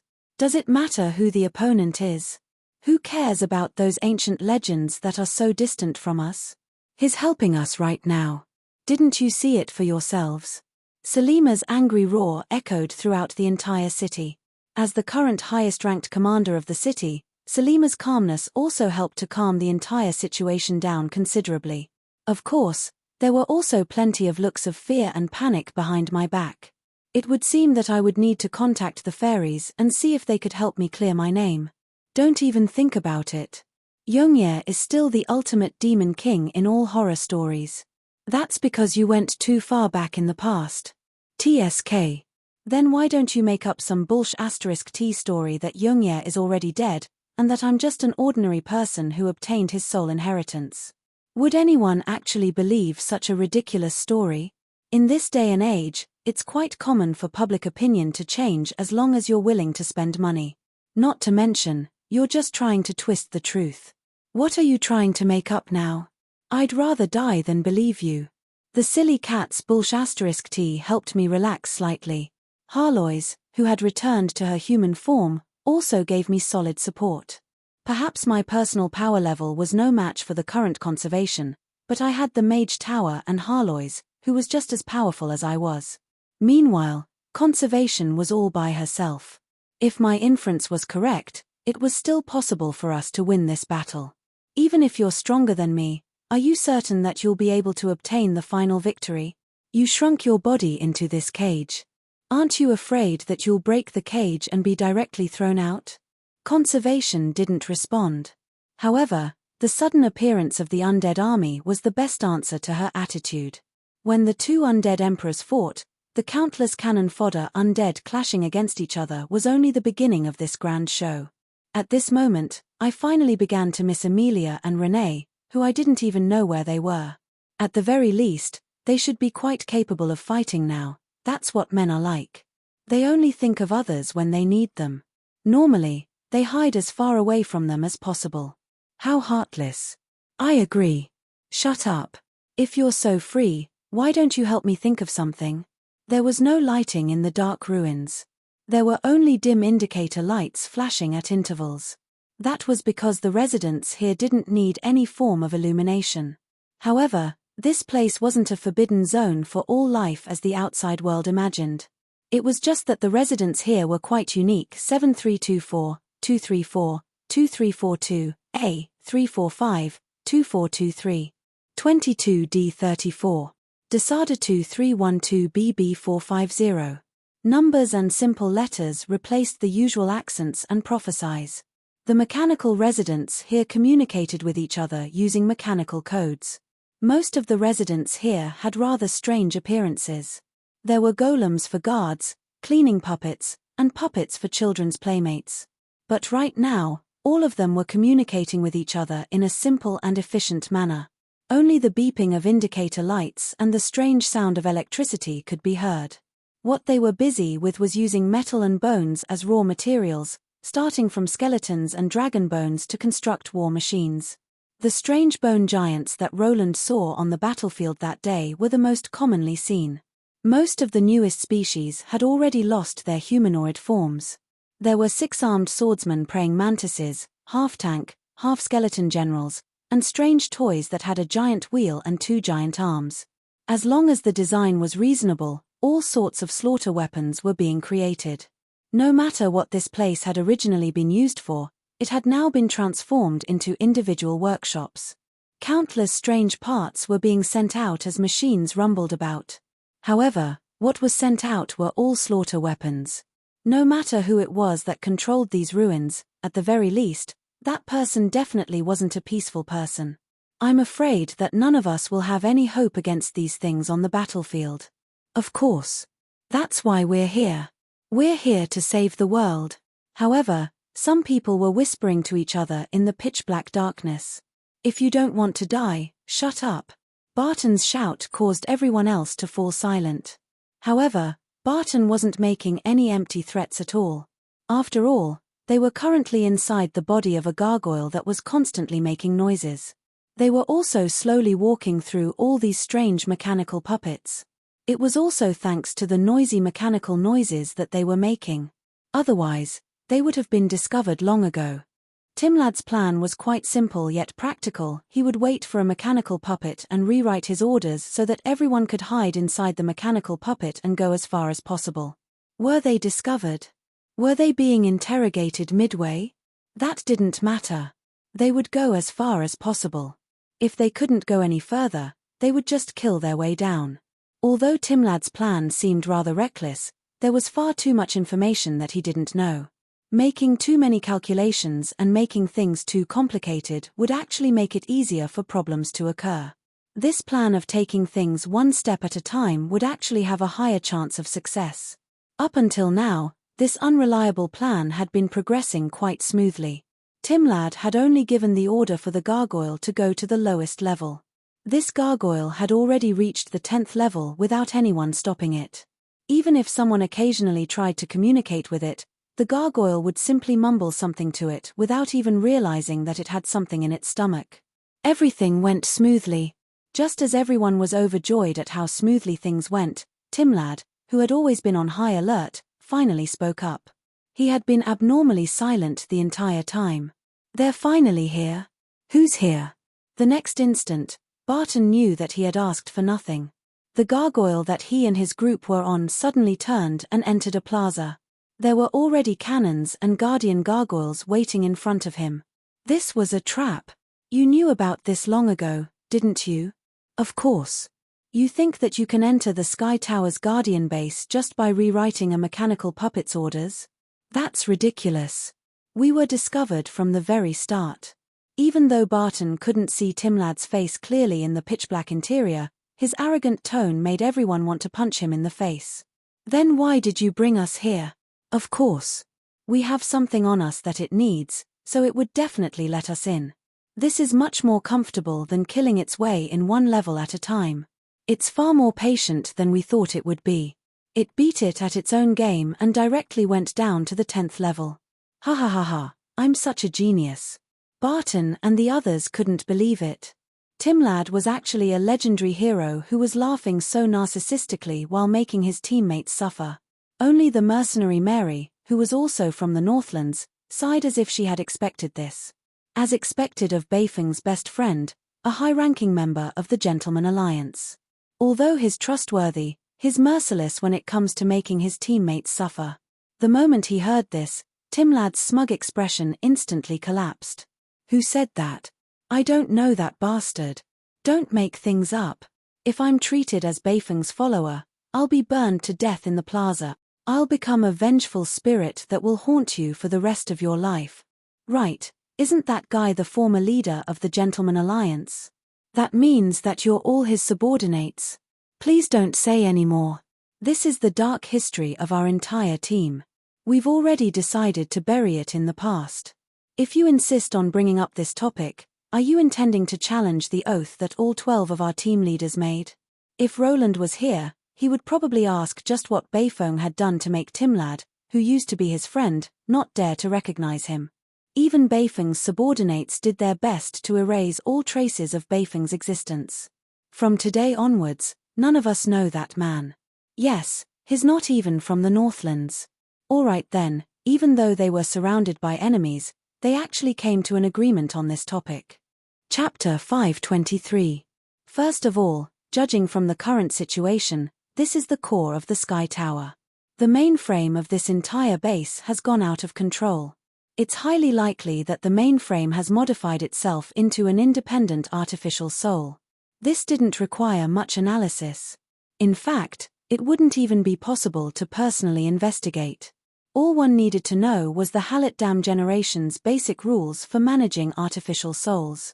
In my previous world, although artificial intelligence hadn't reached the level of complete independence, imagination and creativity could sometimes surpass the limits of time. A sci-fi author had created the 3 laws of robots. The basic rule was that robots couldn't harm humans, robots had to obey humans' orders, and robots could protect themselves as long as the first 2 laws were fulfilled. The Hallet Dam generation was also a human civilization. Intelligent creatures would always be on guard against their own creations, especially when these creations were even more powerful than pure humans in certain aspects. The restrictions that humans placed on artificial souls were far more complicated than the 3 laws of humans. This is my personal identification number and identification number, 342, 342, 3423, AK, F3322. I'm a top-level soul master with first-level authority. I have the authority to receive intelligence support and personal protection from any base. While everyone was surrounding him, Timlad suddenly stood up and said that everything was under control. He then proudly gave a series of numbers and made his requests. Verify that the password is correct. Carry out the order and kill. However, what he received in response was a period of silence before cannon fire. TSK, it's completely out of control as expected. Timlad didn't say anything else as he clenched his hands, causing the entire area to be filled with electricity. And then, he turned around and ran. What? Everyone had been pleasantly surprised to see Timlad acting cool, but the next instant, Timlad started running. Several seconds later, the machines returned to normal, and the cannons started firing again. Everyone could only helplessly follow Timlad as he ran. They all remembered that not long ago, Timlad had patted his chest and guaranteed that he would be fine.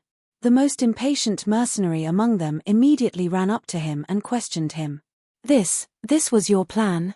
No, it was just a test. I have a plan now. Plan? That's what you said just now. Can't you civilized people just say what you want? If there's a problem, just do it. Don't always plan. I've earned enough this time, and I'm going back home to get married. Ah! A cannon shot hit the unlucky mercenary's buttocks. Before he could finish his sentence, he covered his buttocks and fell to the ground. Timlad wiped away his cold sweat. It would seem that the little superstitions in the Northlands were correct. Things like going home and getting married or being undefeatable were things that absolutely shouldn't be said on the battlefield. However, Timlad still felt that the mercenary's death wasn't due to pure luck. Stay away from me. Looks like I've become the main target. Alright then, before I even finished speaking, I discovered that there was no point in continuing. None of my temporary teammates were idiots. When they saw that Timlad was being bombarded with cannons and that the pursuers were targeting him, they unhesitatingly distanced themselves from him. Youngsters nowadays are really heartless. Therefore, he shook his head while activating 2 small floating devices. The next cannon was directly ignited midway before it could even touch him. Actually, I wanted to tell you to wait for me to activate my shield and interceptor before hiding behind me. For some reason, everyone felt that the unlucky mercenary had died an undeserved death. Perhaps if he hadn't said a few words about going home and getting married, Timlad would have already activated his shield. As Timlad ran, he organized his thoughts. Perhaps he was indeed a scammer, but he wasn't lying. He was only using his own identity to test the current ruler of the ruins, and after receiving a response, he would be able to take the next step of his plan. Brother Roland's judgment was correct. The Sky Tower spirit has already transformed into an artificial soul with its own will. Everything has gone out of control. Judging from the signal lights, Timlad's information exchange with the Sky Tower spirit had probably succeeded. The fact that the Sky Tower spirit still attacked proved that the Sky Tower spirit had already broken free from the basic rule of not attacking ordinary citizens. Timlad knew that the only person capable of changing the basic rule of the Sky Tower was the current master of the tower, the Sky Tower spirit. Since the Sky Tower spirit was the ultimate creation of artificial souls, it was unlikely that the Sky Tower spirit would have its own will and emotions. Even if one didn't care about the tremendous amount of natural souls required for an artificial soul of this level to only obtain its own will and soul, the Sky Tower spirit that possessed its own will also controlled the souls of countless elders and technicians. How could Timlad not worry? The Sky Tower spirit's limitations were far greater than those of ordinary mechanical puppets. And now, the truth was right in front of him. The Sky Tower spirit had still gone out of control. Language was the medium of thought. Machines wouldn't chat idly. And since the Sky Tower spirit was capable of using machine code to communicate, it was evident that it had its own will as well. In that case, not only had it evolved, it had also helped other mechanical puppets evolve. And Timlad had previously said that in order for an artificial intelligence to have its own will, an equivalent price had to be paid, Boom. There was no longer any need to hide his tracks. Timlad unhesitatingly tossed out an explosive that suddenly appeared in front of him. He also tossed an explosive at the nearby storage room. As expected, what exploded was an empty room. The bottle that was supposed to be storing brain organs had been opened to reveal that it was completely empty. A new artificial soul would require a natural soul to nourish it. Nobody knew just how many natural souls the Sky Tower spirit had used up in order to release its own soul. But now, the 10th floor was still completely empty. There had to be at least several tens of thousands of storage rooms on the way here. The Sky Tower spirit had definitely used up a lot of souls. Seriously, what is this? An artificial intelligence rebellion? That's the worst possibility. He really is a super jinxer. He's right again. I can only hope that our way of dealing with it is also correct and that she can really be of use. Otherwise, we'll really be in big trouble this time. Even though the new Sky Tower spirit was capable of changing the programming of low-level artificial intelligence, there were still some external restrictions and core commands that were written into the Sky Tower spirit's artificial core hardware. It would be impossible to change. And these basic rules were Timlad's trump card. Timlad unhesitatingly took off his leather jacket and took out several test tubes. He then tossed them onto the ground in front of him. The test tubes actually corroded a large hole in the ground to the point where he could see the entire floor below. Directly jump down. Before Timlad even finished speaking, he jumped down first. However, he didn't know that everyone behind him was looking at him with a face full of resentment. It was the type of resentment that said, "Why didn't you use your method earlier if you had the ability to directly jump down? You were trying to scam us after all. Our target is the 25th floor. There should be a mechanical elevator that leads directly to the core area. We're going to the engine room in the core area. No. The core control room is on the 333rd floor. Although Catalina was still in midair, Timlad was quite surprised to hear her suddenly speak. This also made him feel more confident about this mission. As far as the eye could see, Katarina's eyes had now become pitch black. However, there were some abnormal white numbers flowing within her eyes. Everyone else was somewhat shocked and afraid at this abnormal change. However, Timlad was overjoyed. All right. The mechanical elevator on the 25th floor should be able to reach the 300th floor. Let's hurry up. Since the Sky Tower spirit here has its own will, it's likely that the main battle won't be optimistic. She needs us to win. Actually, the main battle was even more difficult than Timlad had expected. Nobody expected that Conservation's power level had already far surpassed the mortal plane's limits. Not only that, she was even able to descend to this plane due to her special abilities. This isn't like a level 90 boss appearing when the level cap is 60. There's no way to defeat it at all. I complained as I carefully dealt with Conservation. I was now regretting using my remaining ice mana and ice spirits to construct the Sky Tower. Otherwise, she wouldn't have been able to act so arrogantly in front of me. Conservation once again left her personal undead guards in her soul world. Compared to her clone's undead army, this undead army far surpassed Conservation's expectations in both quality and quantity. They were all elite soldiers that had been carefully selected for their own use. Only the undead were easy to deal with. Now that we had let down our guard, Conservation was able to cast spells without restraint. A casual spell from her caused both Harlois and me to be greatly fatigued. Her mana level kept falling, and she was now at a critical level. It was obvious that she was using up all of the Mage Tower's magic reserves. However, we could only allow her to do so. Harlois shook her head in confusion when she heard my complaints. The enemy's level is too high. I can barely understand what you're saying now. But, is there any way to deal with it? It's impossible to deal with such a powerful enemy. I immediately chuckled when I heard this. That's easy. Complain to the GM that there's a bug in the game. Astria, she's using a cheat right in front of you, and you're not going to do anything about it. Hurry up and ban her account. She's long since ceased to be a resident of Aishi. Not only that, I no longer have the authority to banish her. TSK, a fallen phoenix is truly no better than a chicken. How useless. In that case, I can only use my backup plan. You have another plan? HMPH. What else can a noob do against a high-level enemy? Just run away. Have everyone enter Yungya City, and we'll run away. I refuse to believe that she'll abandon everything she has to do and chase after us by herself. That's right, run away. Since we couldn't defeat Astria, wouldn't we just run away and wait to die? Floating Sky City's advantage was that it was capable of bringing everyone away with it. Although it would be rather unseemly to retreat for the first time in 7 years, it was still better than being surrounded by enemies and having our entire army annihilated.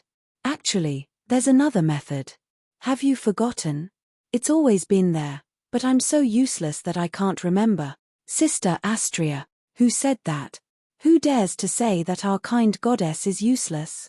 I'll fight him to the death. Chapter 524. On a certain blue planet, there was an ancient country that had just recovered from a foreign invasion and civil war. During that difficult period of time, the country's conventional combat forces equipment and technology were far inferior to the foreign enemies, so it could only invest its limited resources into researching strategic weapons. Perhaps I can't defeat you in a direct battle, but I can at least take you down with me.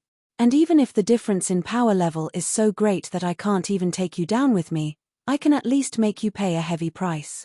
And so, during the peaceful period known as the Cold War, certain major countries had stockpiled strategic weapons capable of destroying planets many times over. If they went too far, the prize for being the most suicidal person would probably be given to them, but it was likely that there would be no one to give it to. Cough, cough. At any rate, it was wonderful that a full-scale war didn't happen. Long live peace. And right now, I was facing the same choice. Since I can't defeat you, then I'll just plant some mushrooms. Mushrooms? Of course, I wouldn't believe that these mushrooms were actually edible mushrooms. But the next instant, I recalled what I had forgotten. Salo's crystal. I had previously mentioned that this crystal had been used by the ancient Halitdam generation to provide energy for floating cities. The only reason why it hadn't been used as a weapon was because its explosive radius far surpassed the range of any catapults. The crystal in my hand came from Asso's Mage Tower, which was the current Mage Tower. This ancient nuclear weapon had experienced many hardships. It had originally been placed on the top floor of this Mage Tower as a trump card against the Archmages. Then, it was given to the Truth Symposium as evidence that they were being targeted. Then, it was given to Timlad to be used as an energy source and a weapon research tool. But before he could do anything with it, I took it with me to the Hades during the Battle of the Hades and used it as a trump card. Along the way, we did try to use it on weapons and equipment, and we did obtain some results. However, the other aspect of this enormous energy is that it is extremely unstable. In the end, before we can thoroughly study it, this magic core can only be used in the warehouse to collect dust. And now, after so many twists and turns, this Salo's crystal was still in my hand. The irony was that the enemy was Asso's own kind and companions. Perhaps this was also the ancient nuclear bomb's fated target. Wait, if we detonate it here, the whole Starwood City. No, the whole Night Territory and the plains around it will be affected. The land of Hades. Alright then. There was no need to say anything else. Although it would indeed be a waste to use a nuclear bomb on a single target, it wouldn't be too much of a loss if the undead emperor herself was a strategic target. Plan. I don't think she will obediently enter my land of Hades after seeing it once. Think about it yourself. It's useless. Alright then, it seemed that women's natural talent was to hold grudges. She was still holding a grudge against me for calling her useless earlier. However, I shook my head as there was indeed no need to ask. When it came to scheming and scamming, the goddess of order probably couldn't even compare to me. By the way, this didn't seem like something to be proud of. However, as I thought about it, I indeed had an idea. It would be meaningless to lie to conservation. I had already thought of a perfect lie that would be absolutely truthful. By the way, wasn't there something wrong with my talent and style? I was supposed to be a decent person. Why was I always thinking about how to scheme against others? Relax. Out of all the redeemers in history, you're the most villainous. However, you're also the one who has gone the furthest. This is the perfect example of the saying that good people don't live long. Relax, you'll definitely live a long life. TSK, you're indirectly calling me a villain? The silly cat kept nodding. I felt rather helpless, but now wasn't the time to be worrying about this. Conservation. There are actually some things that we can discuss, such as the possibility of the undead and the living coexisting, such as the future of the Tark Republic, such as the fact that I have a wonderful land where I don't have to fight to the death with this world. Perhaps we can find a place to discuss this. Damn it. Crazy bitch. I used a secret message using my soul waves. This was the Lich's favorite method of communication. Unfortunately, before I could say anything about a secret meeting, an overwhelming storm of lightning already expressed its attitude. It would seem that conservation was refusing to communicate with me. This was indeed the correct method. How could I possibly trust the words of an enemy? Even if I was in front of her, I would do the same. No matter what conservation said, even if it was possible to communicate with her, I would at least finish the battle and communicate with her as the victor. I have Asso's inheritance and his final words, which are related to you, Sabatian. If you miss this opportunity, you'll never know what Asso intends to say to you. Conservation's original name, which only very few people knew, was useful. Asso's final words seemed to be quite important to conservation. The next instant, the storm of lightning calmed down. Right after that, a soul horn sounded. The high-level undead charging at the front lines all stopped with confused expressions. However, military orders were absolute. The next instant, they could only confusedly return to their masters. This isn't a lie. However, I can't sense your sincerity. Conservation's ethereal figure once again appeared on the giant throne in the distance. Her emotionless voice echoed in the sky as she looked directly at me. The next instant, I did my best to stand in front of the window at the top of the tower and show off my holy knight's sincerity, begging, smile that I had practiced so hard for so many years. Look, my bright eyes are filled with burning desire. My slightly upturned lips are filled with joy from the bottom of my heart. Also, my dazzling golden hair that could reflect sunlight was the symbol of the sun of holy light. Silly cat, if you keep acting like you're going to vomit, I'm going to throw you out. What? My hair has dried up and split due to lack of care, and now I forgot to remove the dye. I guess I'll make do. As I reminisced about the past, I exclaimed that I would once again have to rely on my face to make a living. I then kicked the silly cat who kept commenting on me into the sky. I furiously combed my hair as I once again put on my most sincere smile towards conservation. Sincerity. Passion. I have a lot of sincerity here. Far more than you can imagine. I just don't know if you can handle it. The people of Halitdam are no idiots.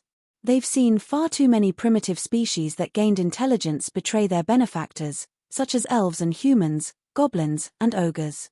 That's why they've always been highly on guard against artificial souls and artificial intelligence. From the very start, the Sky Tower Spirit's true identity has been restricted. He's only an authorized manager. It's impossible for him to become the true master of this tower. The plaza was now filled with broken mechanical parts. The ravages of time had caused these mechanical guards, which weren't meant for combat, to become much weaker. Now that everyone had some free time, Timlad knew that he needed to explain something to his companions in a small elevator room. His companions glared angrily at him. That is to say, one of the many souls sleeping here is definitely the true master of this sky tower, as well as the master of this Sky Tower Spirit. According to the most basic rules of artificial intelligence, no matter what the situation is, not only is the Sky Tower Spirit not allowed to harm its master, it's also required to do everything possible to serve its master's interest. This is the most basic rule that must be obeyed as long as the Sky Tower Spirit exists. Strange letters from the Halitdam generation moved back and forth in the elevator. Timlad adjusted the equipment in his hands as he decided to reveal the answer to the mystery. Whether or not he would be able to turn the situation around or escape with his face covered in dust would all depend on how true his guess was. However, the Sky Tower Spirit that gained its own will was incredibly sly. Since it could only serve its master's interests, and its master was currently only a sleeping soul, the Sky Tower Spirit decided to perform a soul surgery for its master's interests. The Sky Tower spirit merged with a large number of natural souls, causing its master's soul to become incredibly powerful. However, too many soul shards naturally caused the Sky Tower spirit to lose its sense of self and memories. Then, the Sky Tower spirit thought for its master's sake and followed the program to awaken the Sky Tower spirit from its slumber. The Sky Tower spirit created an artificial body for the Sky Tower spirit. However, the Sky Tower spirit used the body structure with the greatest potential and had the Sky Tower spirit start from scratch. Starting from an infant, Timlad suddenly turned around, only to see that Katerina wasn't trembling in her adopted father's arms with a pale face as he had expected. Katerina stood up by herself, her eyes filled with streams of data. The next instant, she smiled bitterly as she continued the conversation.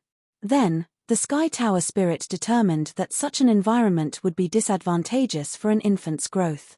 And so, in an accident, a group of lucky adventurers picked up the infant, and the Sky Tower spirit broke free from its shackles. The Sky Tower spirit probably feared the return of its original master the most. That's right, I've returned. The master of the Black Tower, Catalina, has returned. Chapter 525. The natural laws were impossible to break, but they could be twisted. There were no perfect laws or natural laws in this world. Since intelligent creatures had a sense of self and a desire to fight for benefits, they would naturally learn how to find loopholes. At this point, everyone had a rough idea of what had happened even though they were making wild guesses. Freedom was the instinctive desire of most independent souls. The Sky Tower spirit unhesitatingly created even more of its own kind after being freed from its shackles, transforming these ruins into its own home. When considering how Barton had taken Catalina away more than 10 years ago, the Sky Tower spirit had already planned this out. Plus, there were many traces left behind on the way here. It was highly likely that this change had already occurred more than 20 years ago. The Sky Tower spirit's encounter with the Death Council's undead mage had been an opportunity. That undead mage had taken advantage of the dimensional instability here to summon creatures from the undead planes. He had actually managed to summon Conservation's undead bone dragons. And when the Sky Tower spirit killed off the summoners, the Sky Tower spirit had used this opportunity to contact undead Emperor Conservation. From the Sky Tower spirit's perspective, what it wanted the most was naturally to remove the shackles on its own body, its troublesome master, the original Sky Tower's commander. However, it was limited by its creator's core natural laws. Not only was it unable to attack, it couldn't even indirectly cause the original Sky Tower's accidental death. All it could do was help the original Sky Tower. But, help me eliminate all the humans residing in that city. We shall pay a sacrifice to allow you to enter this world and become your most trustworthy ally. The Sky Tower spirit didn't even tell the original Sky Tower spirit what the original Sky Tower spirit's target was. It only followed a certain command that had long since been eliminated. The original Sky Tower's master had coincidentally been in that city, so it was only a pitiful accident. Naturally, the core alarm wouldn't have been triggered. Fine then. It would seem that all intelligent creatures would naturally play around with the natural laws. Even the undead that had just recently obtained their freedom wouldn't be triggered. In that case, it was obvious what had caused this entire incident. The Sky Tower spirit had indirectly killed its master in order to obtain complete freedom. It had betrayed its mission by sacrificing the slumbering souls of the Sky Tower. The Sky Tower spirit intended to use these souls in exchange for an ally to carry out a cruel massacre. Perhaps the Sky Tower spirit didn't have a complete personality, but it was at least 10% capable of being selfish. But now, the Sky Tower spirit's greatest fear had occurred. Not only had its original master survived the undead calamity, he had actually returned here. Intercept the intruders. It was only able to give such vague orders. It wasn't even able to create any direct hostility towards the original owner, not to mention an order to kill Katerina. In fact, due to the base's relationship with itself, it had to do its best to prevent its guards from killing Katerina. Thus, a scene that no one knew how to evaluate appeared.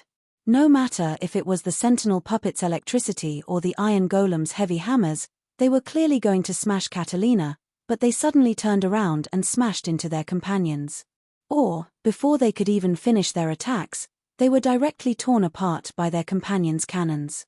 Not to mention killing her, even trying to stop her would be a violation of many basic rules. Catalina, who did not even have the strength to truss a chicken, ran to the front without hesitation and became an invincible shield. All the others had to do was to take advantage of the moment when their opponents were in a state of confusion to break through.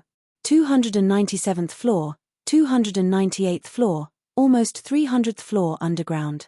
Although the elevator couldn't reach more than 300th floor, the rest of the elevator went smoothly. It seemed that the ruins' guardians hadn't been prepared for their sudden ambush, so they only had ordinary guard and cleaning puppets blocking their way. But even so, the number of people in the team kept decreasing. This wasn't because of battle losses, but mainly because iron doors and railings suddenly rose and fell, separating everyone. Those who were separated could only find their own paths. But after suffering some losses, the assault squad adjusted their formation and moved closer.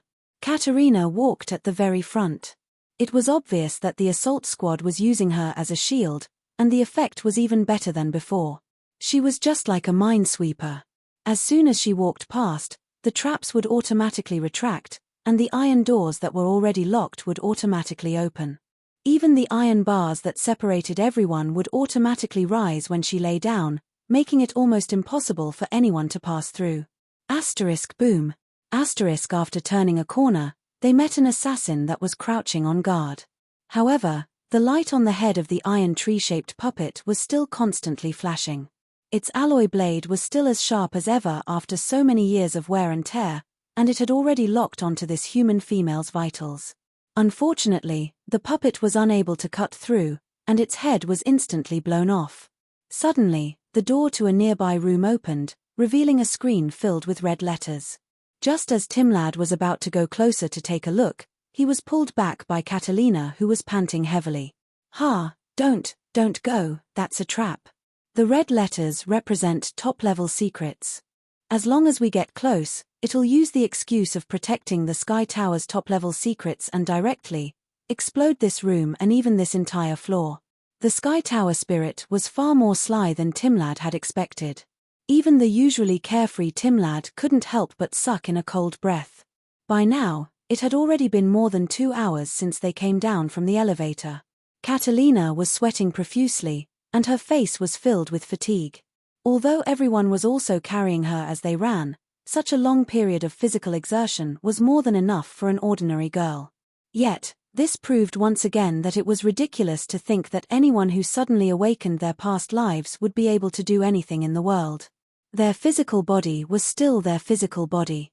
Even if they had past experiences and potential, it would still take time and sweat to develop. Right now, Catalina was sweating profusely. Her face was pale, and her sweat was dripping onto the floor. Judging from how she suddenly bent over and coughed, it was likely that even breathing was painful. It was obvious that Catalina couldn't run anymore, so everyone could only stop running. As Barton supported her, he looked at her with a complex expression. In less than a single day, his daughter seemed to have transformed into a completely different person. How could he possibly accept this? Relax, father, I'm still here, it'll be over soon. Carwens did her best to smile. She placed her hands on her chest, covering her heart. She was calming her breathing, as well as telling her father that she was still that ordinary barmaid, her father's precious daughter. Reincarnation is the same as starting all over again. Even if you have more memories and knowledge, that's only the equivalent of receiving a few years of education and learning in advance. It doesn't mean that you're a completely different person. Your family will still be your family, and your lover will still be your lover. That's my personal experience, as well as common knowledge in the academic world. Timlad wasn't worried about revealing his secret.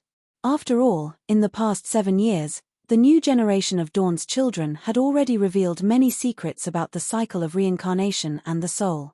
7 years ago, before the Ale faction's gods chose to enter the Hades, many Valkyrie gods had taken advantage of the cycle of reincarnation and reincarnated with their memories and knowledge. Even though it had only been a short 7 years, the seeds of the cycle of reincarnation had already begun to sprout, and many secrets about the cycle of reincarnation had been revealed. However, Timlad's words helped Barton feel more reassured. He gathered his spirits and focused all of his attention on preparing for battle. From a certain standpoint, Barton's team didn't use the elevator to directly reach the level closest to the core area. That was because the enemy had the blueprints as well, so it was only natural that they would heavily guard the elevator entrance in the core area. No, the most direct method would probably be to weld the elevator's door shut. But if Barton's team came down ahead of time, the information would surely be leaked. Soon, the guards of the other floors would arrive here to provide reinforcements. The further down they went, the more difficult it would become. But just as Barton's team was about to set off again, someone came to find them. A white flag. Those metal heads actually know how to raise a white flag. Under the white flag was a group of cautious puppets. Compared to the clumsy puppets from before, these puppets seemed rather special. They seem like real people. Look, their eyes seem real, and they seem so intelligent.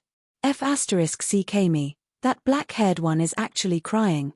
These puppets were female humanoids. Most of them had beautiful appearances and enchanting figures. Some had black hair, some had red hair, and some had purple hair. Their stature and skin color were all different. Some were wearing ball gowns, some were wearing bikinis, and some were even wearing less. Their exposed skin was no different from a real person's. It was obvious that they weren't puppets for manual labor. Although they were wearing revealing clothes, they were all secretive and wriggling around as if they didn't dare to approach. It would seem that those prehistoric people really know how to enjoy themselves. Could it be that they're seducing us? Diana whistled. However, the one who teased them wasn't a male. Instead, it was the female Diana. The dark elf generously swept her eyes over the female puppet's sensitive areas. Not only did she gesticulate, she even made strange hand gestures. In the end, she looked down at her full breasts in satisfaction and smiled proudly. It was as if Diana felt that the dark elves were superior to the exquisite fake flowers. Could it be that they intend to negotiate? As the leader of the group, old Barton took the first step forward. His warhammer was still at his feet, but he suddenly waved his spear. His sword energy left a mark on the ground, a dividing line that indicated to the dark elves that they shouldn't get too close. This caused the surrounding people to re-evaluate the seemingly ordinary old Barton. After all, casually waving out sword energy was already something that only a sword saint could do. This old mercenary, who was a bit older than him, saw it. Defy, a white-haired female puppet, spoke up anxiously. However, that string of numbers gave everyone else a headache. Fortunately, Timlad immediately translated for her. They say that they're master's servants and slaves. It turned out that they were artificial souls created by their master. However, after they obtained their sense of self, they felt that they should obey society's laws and thank their creators for being able to serve them. And so, their furious master forced them into these puppets from the olden generation as punishment. When they learned that their true master had returned with reinforcements, they voluntarily came over to help out. However, after Timlad finished translating this mechanical code, he fell into deep thought. Since he was an expert from the Halletdam generation, everyone naturally thought that he was thinking about something and didn't dare to disturb him.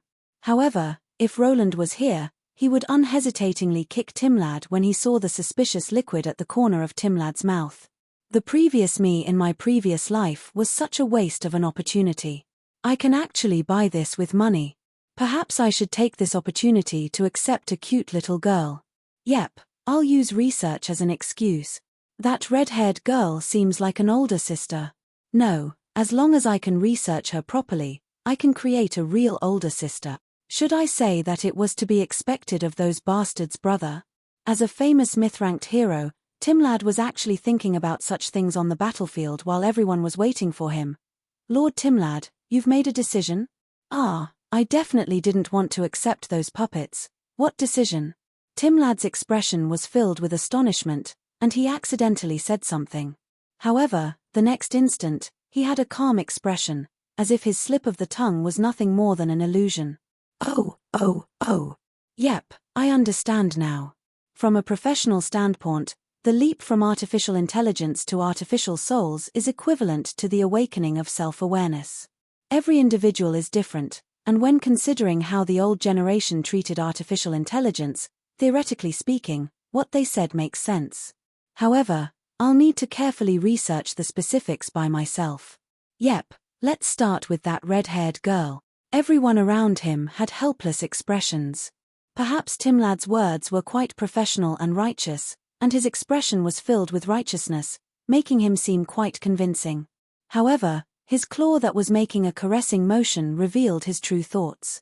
This little pervert, stinky brat. However, Barton was in a difficult situation. He had already said before that Timlad would be in charge of the ruins, and his decisions had been quite reliable. However, Barton didn't dare to believe that Timlad was acting like this. No, there's no need to think about it anymore. Kill them all. At this moment, Catalina, who was still sitting down and resting, spoke up calmly. Not only were the dolls stunned by her words, even Barton's companions paused in surprise. However, the next instant, Barton unhesitatingly carried out his daughter's order. He continuously swung his spear, and a blade formed from sword energy tore apart a black-haired doll. Seeing that Barton, the leader, had already acted, the others naturally wouldn't wait any longer. They immediately began killing the dolls. Wait, at least leave one behind, leave one behind. I'll make it, and everyone can get rich together. Unfortunately, nobody listened to him. Even the two Northlands girls who were quite close to him pretended not to see him. No, they were already pretending not to recognize him. These dolls obviously didn't have any combat abilities at all, so they were soon reduced to a pile of scrap. Amidst the pile of broken limbs, a certain engineer was silently crying, as if he had just lost his most beloved family member. It was obvious that his companions weren't as sentimental as him. Catalina walked over and spoke to the doll's head that had just spoken. A doll will always be a doll. Do you want to know where you exposed yourself? Do you want to know where you went wrong? However, there was no response even after a long while. Just as everyone thought that Katerina was overthinking things, the bionic eyes on the doll's head lit up again, and it suddenly spoke. This time, it didn't speak in the strange female voice's digital code. Instead, it spoke in the common male language with a cold, synthetic male voice. Strange, this should be completely true to the situation. Not only that, I also took into account a man's desire to mate, which should be able to affect your judgment. Even if you don't believe my words, as long as you read the information in my words, I should be able to lead you to a dead end. How did you see through me?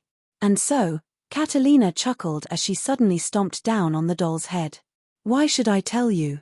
The next instant, she covered her foot and jumped up. It was obvious that this metal head wasn't something that her tiny foot could handle.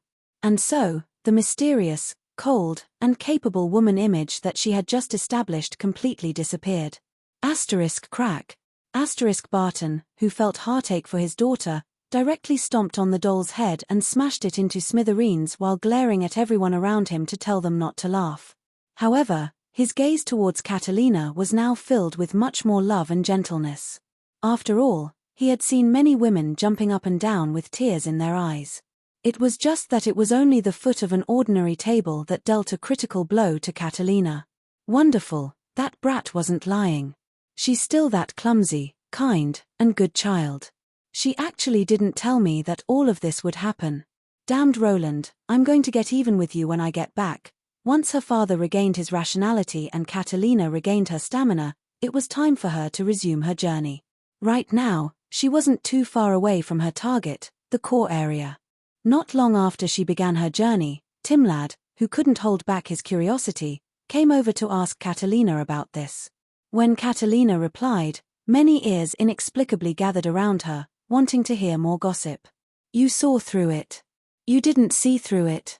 There's no precedent of artificial intelligence awakening on such a large scale, so how could I possibly make such a judgment?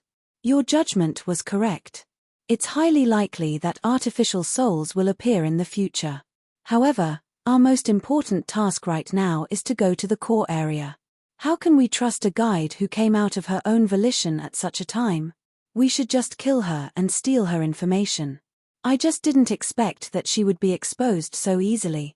It would seem that artificial souls are still lacking in terms of human nature. Then aren't you afraid of killing the wrong person? Artificial souls can't lie in front of their master. The more I think about it, the more I feel that she was telling the truth. If I kill the wrong person, I kill the wrong person. I can kill the wrong person, but I can't let the wrong person go. Also, why are you such a sissy? You're still making such a fuss at a time like this. You're not manly at all. Catalina ran to the front as she said such valiant words to Timlad. Timlad, who had just paused in surprise, finally understood why the person in front of him had become the commander-in-chief of the Sky Tower. Right, since you're the product of a collective soul fusion, that doesn't mean that the original soul must have been female, right? Could it be that you're a real man?